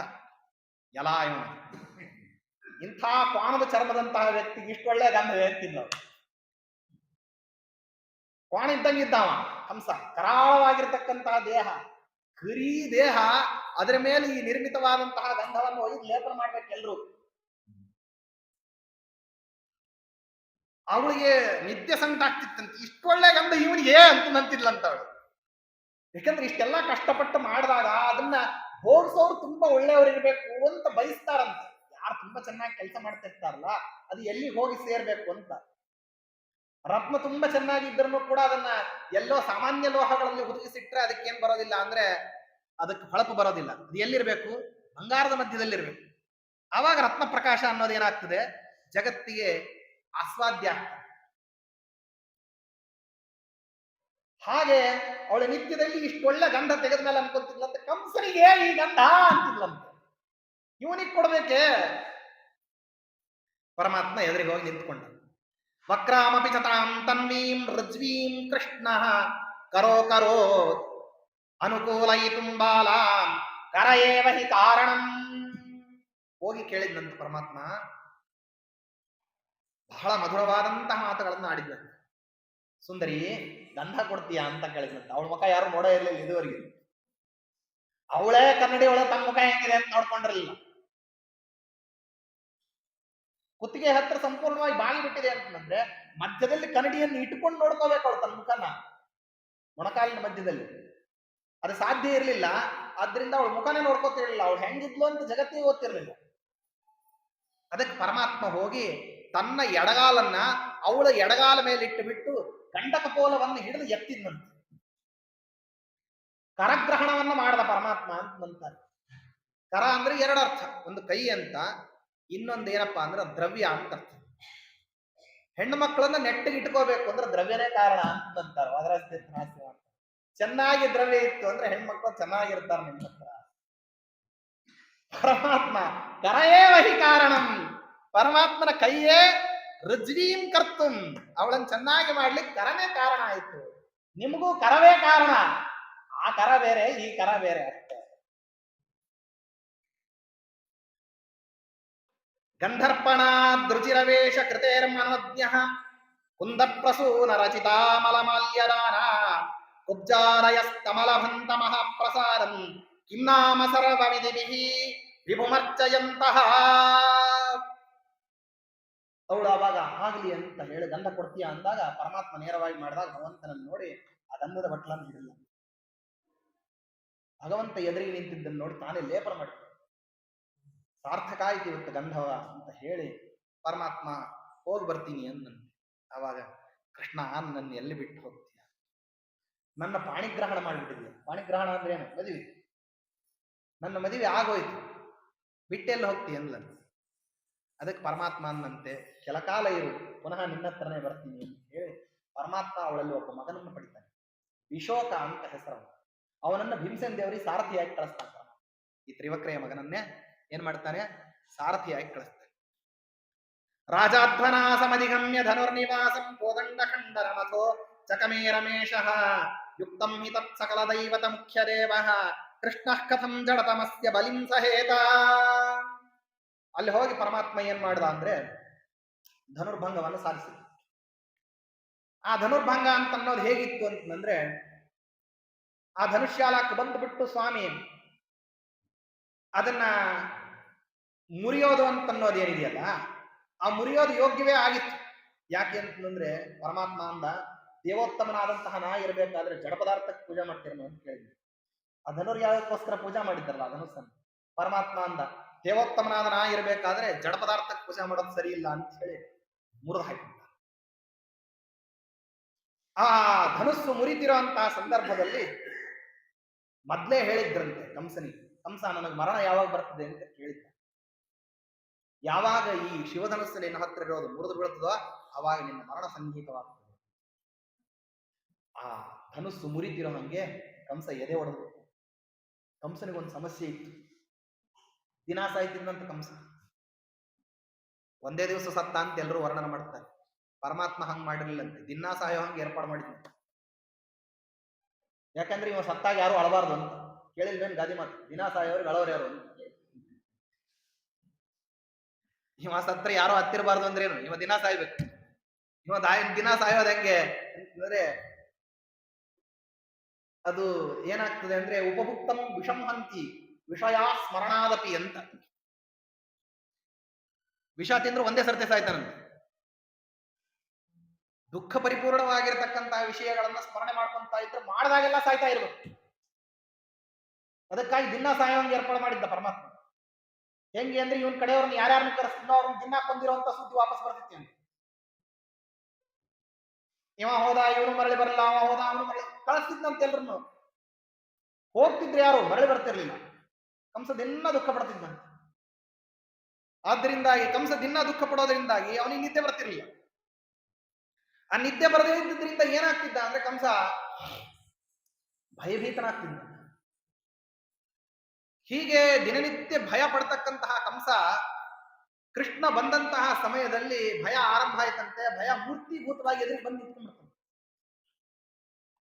ಕೇಳಿದಂತೆ ಕಂಸ, ಯಾರು ನೀನು? ಯಮದೇವ್ರ ಕಡೆಯಿಂದ ನಿನ್ನನ್ನು ಕರ್ಕೊಂಡು ಹೋಗ್ಲಿಕ್ಕೆ ಬಂದಿರತಕ್ಕಂಥ ದೂತ. ಭಯ ಮೃತ್ಯು ಜರ ಅಂತನ್ನುವಂತ ದೂತರುಗಳಿದ್ದಾರೆ.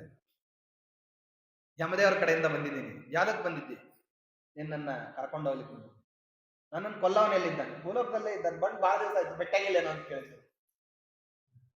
ಅದಕ್ಕೆ ಭೂಲೋಕದಲ್ಲೇ ಇದ್ದಾನೆ ಅಂತ ಕೇಳಿದೆಯಲ್ಲ, ನನ್ನ ಕಣ್ಣಿಗೆ ಬೀಳಬೇಕಾಗಿತ್ತಲ್ಲ. ನಿನಗೆ ಹೆಂಗ್ ಕಣ್ಣಿಗೆ ಕಾಣಿಸ್ತಾನೆ ಅವನು? ಒಳಗು ಹೊರಗು ಎಲ್ಲಾ ಕಡೆನೂ ನೋಡುವಂತಹ ನಿನ್ನ ಕಣ್ಣಿನಲ್ಲೂ ಇದ್ದಾನೆ ಅಂತ ಹೇಳ್ಬಿಟ್ಟು ನಾನು. ಮತ್ ಹಾಗಾದ್ರೆ ನಾ ಏನ್ ಮಾಡ್ಲಿ ಅಂತ ನನ್ನ ಈ ದೇಹ ಅವನ್ ತಗೊಳ್ತಾನೆ, ನೀ ಬಿಟ್ಟು ಹೊರಡು ಅನ್ನಂತ ಭಯ. ಕಂಸ ಭಯದಿಂದ ಏನು ಮಾಡಿದ್ನಂತೆ, ಮುದುರ್ಕೊಂಡಂತೆ. ಅವಾಗ ಹೇಳ್ತಾನಂತೆ, ನೀನು ಒಂದೇ ಒಂದು ಕೆಲಸ ಮಾಡಿದ್ರೆ ಬದುಕಬಹುದು. ಯಾವನ್ ನಿನ್ ಕೊಲ್ಲಿಕ್ ಬಂದಿದ್ದಾನಲ್ಲ, ಗಟ್ಟೆಗೆ ಹೋಗಿ ಅವ್ನ ಕಾಲು ಹಿಡ್ಕೊಂಡು ಅವನನ್ನ ಹೇಗ್ ಕಾಲು ಹಿಡ್ಕೊಳ್ಳಿಕ್ಕಾಗ್ತಿದೆ?